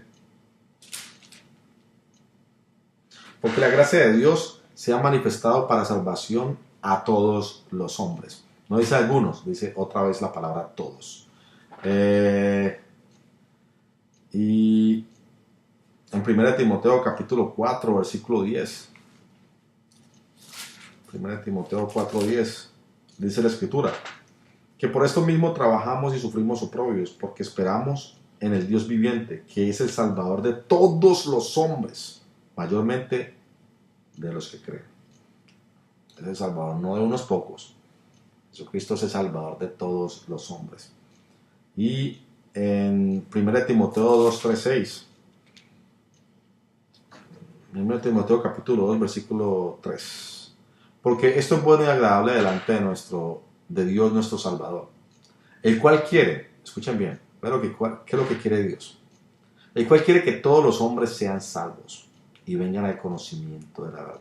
Eso es lo que quiere Dios, que todos los hombres sean salvos y vengan al conocimiento de la verdad, porque hay un solo Dios y un solo mediador entre Dios y los hombres, Jesucristo hombre, el cual se dio a sí mismo en rescate por todos, de lo cual se dio testimonio a su debido tiempo.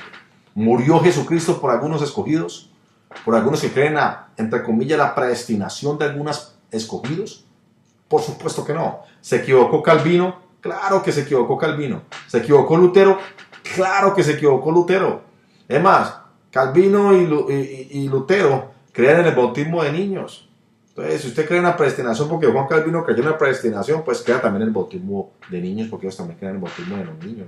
Y tuvieron muchos errores también, muchos errores doctrinales. O sea que, así como tuvieron verdades, tuvieron errores. Fueron unos reformadores en su tiempo, sí. Pero fueron reformadores con un poco con levadura, ¿ya? No hay que comer todo de lleno de todo el mundo solamente porque tiene cierta reputación de ser algo o alguien. No, hay que confiar en Dios y hay que analizar, escudriñar la Escritura, sacarle sabor a lo que Dios te quiere enseñar, a lo que Dios te quiere instruir a través de la palabra. Entonces, una cosa, Dios, a lo único que se somete Dios es a su palabra. Dios no se somete a ninguna regla humana o normas de vida, no, Dios lo que se somete, siempre se somete a su palabra. Y cuando Dios, por eso es que cuando Dios le da libre escogencia al hombre, el libre albedrío al hombre, es porque lo hace con un propósito, ¿ya? Él tiene todo el poder, él tiene el poder para coger la humanidad y cambiarla y volverla cristiana a todo mundo. Él tiene el poder absoluto de convertir todo el mundo en un hijo de Dios y en un santo. Él tiene el poder para hacerlo. ¿Por qué Dios no lo hace?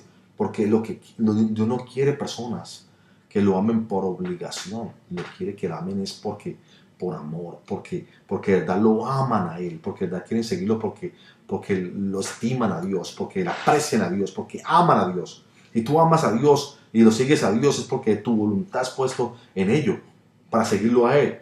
Dios no obliga a algunas personas, como dicen uno, no es que la predestinación es porque yo nací para ser salvo. Y si se creen y tienen tanto orgullo de decirlo, los que creen la predestinación de los salvados, tienen tanto orgullo que dicen, no, pues que yo ya nací para ser salvo, ya me tenía desde antes de la fundación del mundo, ya me había creado Dios para esta salvación en este momento. Y se endurece tanto el corazón que no les importa a los demás porque dicen, no, pues esa persona nació para salir al infierno y para ser un perdido. No se dan cuenta que los perdidos son ellos por creer en doctrinas de demonios, porque es una doctrina de demonios. La predestinación de ciertos salvados es una doctrina demoníaca. ¿Por qué? Porque le quitan la naturaleza a Dios, ¿ya? Porque desprestigian la naturaleza divina, porque la naturaleza de Dios no es así. El propósito de Dios al enviar a su Hijo no fue ese. El propósito de Dios fue para que todos los hombres sean salvos y vengan al conocimiento de la verdad. Ese es el propósito de Dios.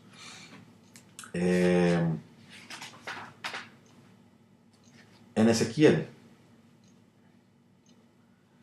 capítulo 18, Ezequiel 18, yo quisiera mirar un pasaje con ustedes.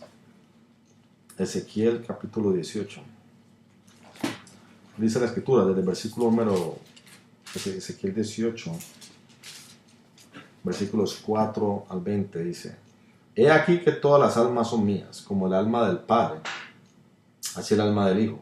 Ezequiel 18:4. Así el alma del Hijo es mía. El alma que pecare, esa morirá. Todas las almas le pertenecen a Dios. El alma del Hijo, así como el alma del Padre, así el alma del Hijo es mía. El alma que pecare, esa morirá. Saltando el versículo 20, dice: el alma que pecare, esa morirá. El Hijo no llevará el pecado al Padre, ni el Padre llevará el pecado al Hijo. La justicia del justo será sobre él y la impiedad del impío será sobre él. O sea, que ninguna persona va a morir porque yo soy pecador. Ese era el concepto que tenían antes, ¿no? Yo soy un adúltero, entonces mi hijo también van a ser adúlteros y todos van a nacer con esa virtud o esa capacidad de pecado, ¿no? O esa condición interna pecaminosa, todo el mundo, no. no se refiere en ello para nada, sino que cada uno morirá por su propio pecado. ¿Qué me va a entender ahí? Cada uno morirá por sus propias decisiones. Por sus propias decisiones. ¿Libre albedrío o no libre albedrío? Por supuesto que sí. Y es más, el versículo 24 dice, para enfatizarlo mucho más, dice, mas el justo se apartare de su justicia y cometiere maldad, e hiciere conforme a todas las abominaciones que el impío hizo, ¿vivirá él? Ninguna de las justicias que hizo le serán tenidas en cuenta. Por su rebelión con que prevaricó y por el pecado que cometió, por ello morirá. Es más, si una persona fuese justa y se aparta, lo que venía diciendo, si tú te crees un cristiano ya firme lo que sea, si tú te crees justo y te apartas, ya no, Dios no tiene en cuenta ya las cosas que hiciste. ¿Dónde queda la doctrina de salvo siempre salvo? En Ezequiel capítulo 18-24, ¿dónde queda esa doctrina? ¿Dónde quedó la doctrina de salvo siempre salvo? Se desmenuzó totalmente con este versículo. Dice, mas el justo se apartare de su justicia y cometiere maldad. Me está hablando de un justo que se aparta e hiciere conforme a todas las abominaciones que el impío hizo. O sea que hay una opción, o sea que el justo lo puede hacer. Y si lo hace, ¿qué pasa? ¿Vivirá él? No, ninguna de las justicias que hizo le serán tenidas en cuenta. Nada de lo que hizo. ¿Ya? Nada de lo que hizo en el tiempo pasado, la justicia, la buena gente, las buenas obras que hizo y todo, nada le será tenido en cuenta. Por su rebelión con que prevaricó y por el pecado que cometió, por ello morirá. ¿Ya? La doble predestinación ya quedó obsoleta con un solo versículo. Me da a entender que hay una opción de un cristiano, de un justo, volver atrás. Hay opción, hay un libre albedrío, una opción de que si tú eres un hijo de Dios y volver atrás, hay una posibilidad de que se puede hacer. Y aparte de ello, hay un juicio por hacerlo. Aparte de ello. Y aparte de eso, pues, salvo siempre salvo no funciona en este versículo. No tiene cabida, no tiene lugar este versículo, esta doctrina de salvo siempre salvo. De que si tú haga lo que hagas, te vas a salvar, o haga lo que hagas, Dios te vuelve otra vez a reconciliar. Dios utiliza medios para reconciliarte otra vez. Es una doctrina de demonios, prácticamente una doctrina que no tiene, que es una mala interpretación. Hay muchas personas que predican por ignorancia o malinterpretan versículos de la escritura. Se las apegan, lo toman como muy a pecho. En el versículo 30 y 31, de ahí mismo de Ezequiel capítulo 18, del 30 al 32, vamos a leer, de Ezequiel 18. Por tanto, yo juzgaré a cada uno según sus caminos. Oh casa de Israel, dice Yahweh del Señor, convertidos y apartados de todas vuestras transgresiones, y no os será la iniquidad causa de ruina. Echad de vosotros todas vuestras transgresiones con que habéis pecado, y haceos un corazón nuevo y un espíritu nuevo, porque moriréis, casa de Israel. Porque no quiero la muerte del que mueres, dice Yahweh del Señor. Convertíos pues y viviréis. Wow, convertíos pues y viviréis. Le está dando la opción. El Señor le está dando, aquí me está hablando Dios de opciones. Y las opciones solamente existen en una doctrina del libre albedrío. Le repito nuevamente. O sea que si no existiera un libre albedrío, ya no tendría sentido este pasaje de la Escritura. Y ni otros pasajes como otras promesas que a veces se convierten en promesas. Mateo capítulo 11, versículo 28.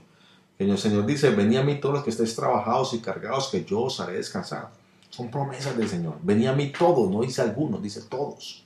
Los que estéis trabajados y cargados, que yo os haré descansar. Todos aquellas personas. O sea que hay una opción, venid a mí. Tú tienes la opción de venir, de ir a Jesús. ¿Verdad? Tú tienes la opción de ir a Jesús, de venir a Jesús.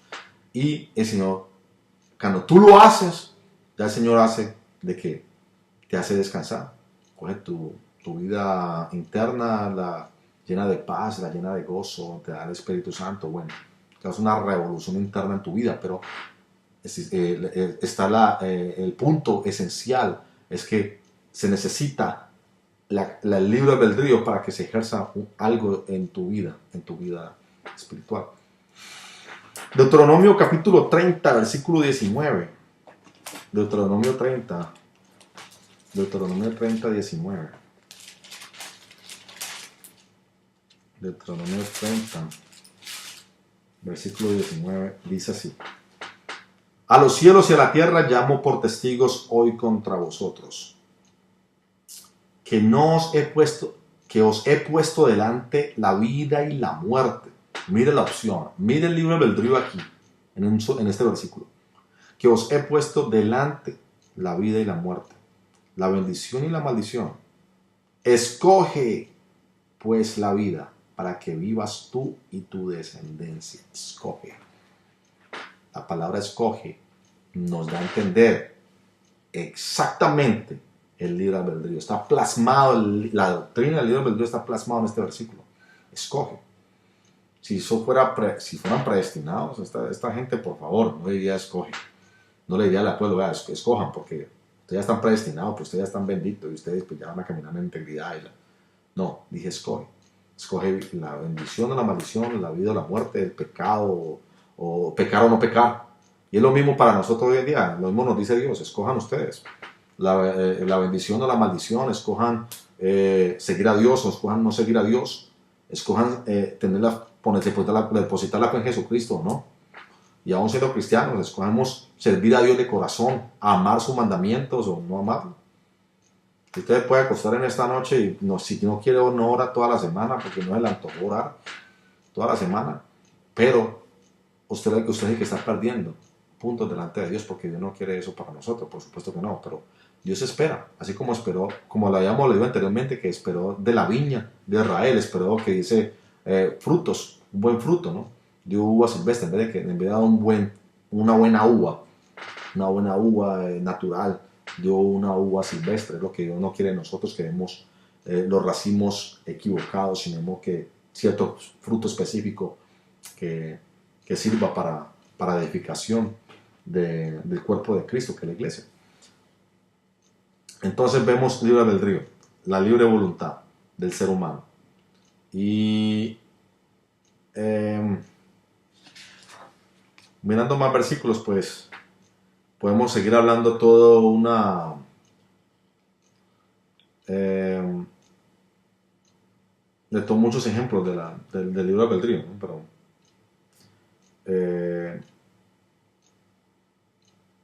hay muchos versículos que pueda tratar en este momento, pero solamente quisiera tocar ello porque el tiempo pues, ya avanzó demasiado. Lo único que sí les digo es que si existe el libre albedrío, existe, claro que sí.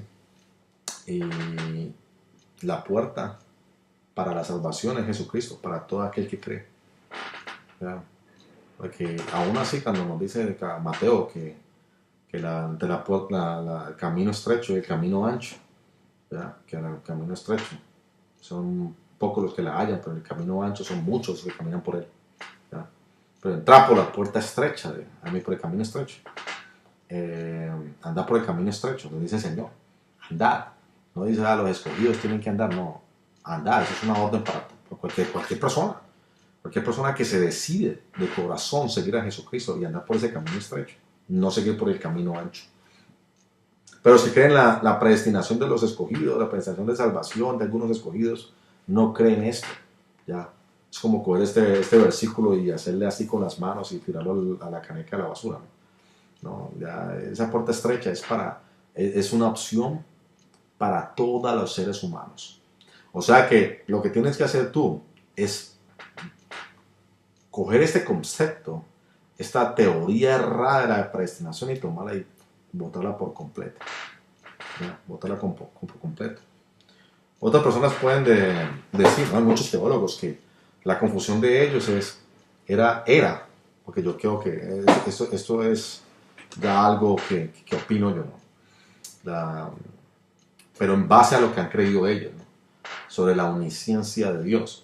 Pues si dicen, no, pues que si Dios es omnisciente, pues ya sabe quién se va a salvar y no se va a salvar. Y esto en cierta parte es cierto. Dios sabe cómo va a proceder un corazón. ¿Ya? Dios sabe cómo proceder, cuál será el resultado del proceder de un corazón que sí. Pero cuando una persona, pero Dios no invalida su palabra. Cuando Dios da el libre albedrío, Él siempre espera de cómo una persona va a reaccionar. ¿Por qué? Porque muchas veces aún Moisés, cuando Cuando el Señor le dice, apártate, yo destruiré este pueblo en un momento, y Moisés dice, no, Señor, detente, que irán los egipcios o las naciones alrededor, que tú sacaste de este pueblo para que pereciera en el desierto. Eh, y luego dice la escritura que Dios se arrepintió del mal. Muchas veces dice, Dios se arrepintió del mal que le iba a hacer al pueblo israelita. Le dice, bueno, si Dios no es hombre para que mienta, ni es hombre para que se arrepienta, entonces ¿por qué se arrepintió Dios de ese mal? Entonces uno comienza a formularse unas preguntas. ¿Qué pasó con la omnisciencia de Dios? Pues es que la omnisciencia de Dios también está sujeta a la escritura, a la palabra. ¿Ya? En esta omnisciencia Dios en su palabra da escogencia al ser humano.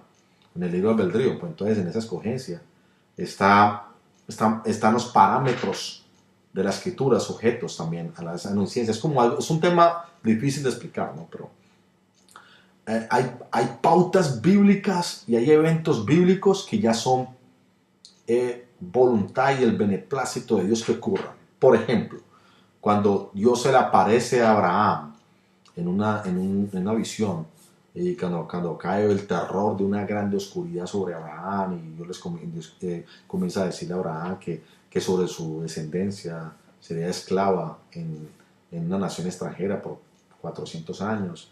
Entonces, ese ya había sido el plan de Dios, que la descendencia de Abraham iba a ser esclava 400 años en Egipto, en el caso de Israel. Pero Dios profetiza ese suceso a Abraham, porque ese suceso estaba sujeto a algo que no pensaba naturalmente existir en la tierra. Me voy a explicar, como lo que había explicado anteriormente. Isaac no estaba supuesto a nacer, era resultado de una promesa que le había sido dada a Abraham. Entonces nace Isaac conforme a la promesa de Dios, pero saltándose los intervalos regulares normales de tiempo, ¿no? Biológicamente no estaba supuesto a nacer. Entonces por eso es que Dios le dice desde antes de nacer Isaac, ya Dios sabía lo que iba a hacer con esta nación. Ya Dios sabía qué iba a hacer con la nación, ya Dios sabía que José iba a ser vendido a Egipto, ya tenía Dios planeado todos los intervalos de tiempo para que esta nación fuese esclava en Israel, pero con un propósito. El propósito era para que el nombre de Dios hubiera sido conocido por todas las naciones. ¿Ya? Hasta ahí Dios tenía un plan de antemano para que su nombre fuese conocido. El nombre de Dios fuese conocido entre todas las naciones, y todas las naciones reconocieran que Israel iba a ser una nación privilegiada, una nación de Dios, y iba a ocupar un lugar en la tierra de Canaán para que naciera ese Salvador. O sea que ya había un propósito de los 400 años siendo esclavo en Egipto. O sea, hasta ahí Dios intervino en el transcurso normal biológico del ser humano. Se puede decir de esta forma. Entonces, por eso es que Dios le revela a Abraham lo que iba a hacer con el pueblo israelita de antemano. Entonces, el libre albedrío fue aún no individualmente programado, pero sí colectivamente. Porque ya después de que Dios saca al pueblo israelita de Egipto, ya vemos lo que le había explicado, ¿no? Ya Dios se arrepiente de este pueblo y comienza a lidiar Dios con los problemas del libre albedrío del pueblo israelita. Comienzan ellos a sacrificar ídolos y a ser destruidos en el desierto, muertos por serpientes ardientes, rebeliones, idolatría. Y entonces Dios decide pues destruirlos ya 2 veces, y bueno, Moisés interfiere a favor del pueblo, y ya Dios le dice a Moisés, si quiere déjeme destruirlos, déjeme destruir este pueblo, y yo de usted haré una gran nación. Y bueno, hasta iban a ser el Salvador también de ahí, esa nación que iba a levantar de Moisés. Pero entonces vemos que hay cosas en la escritura que podemos decir que Dios interviene en el transcurso normal del libre albedrío de la humanidad en ocasiones, pero lo hace siempre grupalmente y con un propósito en mente. Con un propósito, lo hace grupal de una manera colectiva y con un propósito en mente. Más no en una salvación individual, sí, por decirlo así. Interfiere en los eventos, más no en en el amor que la persona le puede depositar a Dios. ¿Ya? No le puede depositar a Dios porque yo no puedo obligar a nadie a amarlo a Él. A nadie obliga a Dios a amarlo a Él. Y ahí está el error de la doctrina de la predestinación de los supuestamente, yo le llamo super escogidos. La predestinación de los super elegidos o los privilegiados, como se le quiera llamar. Ahí está el error de los que también creen en salvo siempre salvo. Pero, ¿por qué? Porque no entienden los conceptos predeterminados en la Escritura. Y de todas maneras, pueden creer lo que puedan creer, pero la verdad que Jesucristo murió por todos los hombres. Jesucristo no murió por uno solo, ni por unos cuantos elegidos. ¿Ya? La salvación del Señor es para todos los hombres y Señor se dio por rescate por todos. Como dice 2 de Pedro 3:9, que todos procedan al arrepentimiento. En Romanos 11:22, que debemos permanecer para poder ser justificados. Romanos 5:18 dice justificados de vida, justificación para todos los hombres. Y bueno, y así podemos ver sucesivamente, ¿no? Sucesivamente muchos ejemplos. Quisiera ver más ejemplos, pero bueno, el último ejemplo que sí voy a llevar está en 1 de Crónicas 28. 1 de Crónicas capítulo 28. Antes de concluir este tema, tuvimos uno de los últimos ejemplos del libre albedrío. 1 de Crónicas 28, del 6 al 7. Dice, y me ha dicho, aquí está hablando de cuando Salomón sucede a David. 1 de Crónicas 28, versículos del 6 al 7, dice, y me ha dicho, Salomón tu hijo, él edificará mi casa y mis atrios, porque a este he escogido por hijo, y yo le seré a él por padre. Asimismo yo confirmaré su reino para siempre, si él se esforzare a poner por obra mis mandamientos y mis decretos como en este día. Dice, yo confirmaré su reino. Dice Dios a Salomón. Pues, o sea, usted es mi hijo. Yo será por mi hijo, ok. Yo lo aceptaré como hijo. No, adopción. Ok, perfecto. Y yo confirmaré su reino. Yo lo confirmaré. Pero ahí está la condición. Es una promesa condicional. Pero yo edificaré su trono para siempre si él se esforzare a poner por obra mis mandamientos. Si él se esforzare y mis decretos como este día. ¿Lo hizo Salomón? Por supuesto que no. Cuando estuvo ya viejo, ya después de tener sus 1000 mujeres, 700 mujeres y 300 concubinas, ellas inclinaron el corazón de Salomón a dioses ajenos, a Astoret, al dios de los sidonios y a cuanto Dios se le atravesó por el camino, a erigir altares a ellos y al altar de esos dioses ajenos. Lo que hizo Salomón fue caer muy bajo. ¿Ya? Yo le he dicho no tome mujeres extranjeras y lo primero que hizo fue tomar mujeres extranjeras. Yo le he dicho no acumule mucho oro y acumuló demasiado oro. Yo le había hecho esto y hizo lo contrario. ¿Ya? Prácticamente desobedeció en casi todos los aspectos. ¿Qué hizo Dios? ¿Confirmó su reino? Claro que no. Gracias a ese acto de Salomón, el reino de Israel fue dividido en dos partes. El reino del norte y el reino del sur. El reino del norte con 10 tribus y el reino del sur con 2. Pero gracias al error garrafal que cometió Salomón. Entonces, ¿pero tuvo libre albedrío? Claro que sí. Dios le da la libre escogencia a Salomón. Vea, Dios no obligó a Salomón. Dios no obligó a Salomón a seguirle fielmente o a amarlo fielmente. No, Dios no lo obligó. Dios le dijo, si tú haces esto, yo haré aquello. Y es lo mismo que Dios nos dice a nosotros. Si tú haces esto, si tú guardas mis mandamientos, si tú me amas, si tú obedeces, tendrás vida eterna, tendrás bendiciones, tendrás muchas cosas. Así que en el día de hoy, este fue el tema de la predestinación de los supuestos salvados, el falso tema de la predestinación.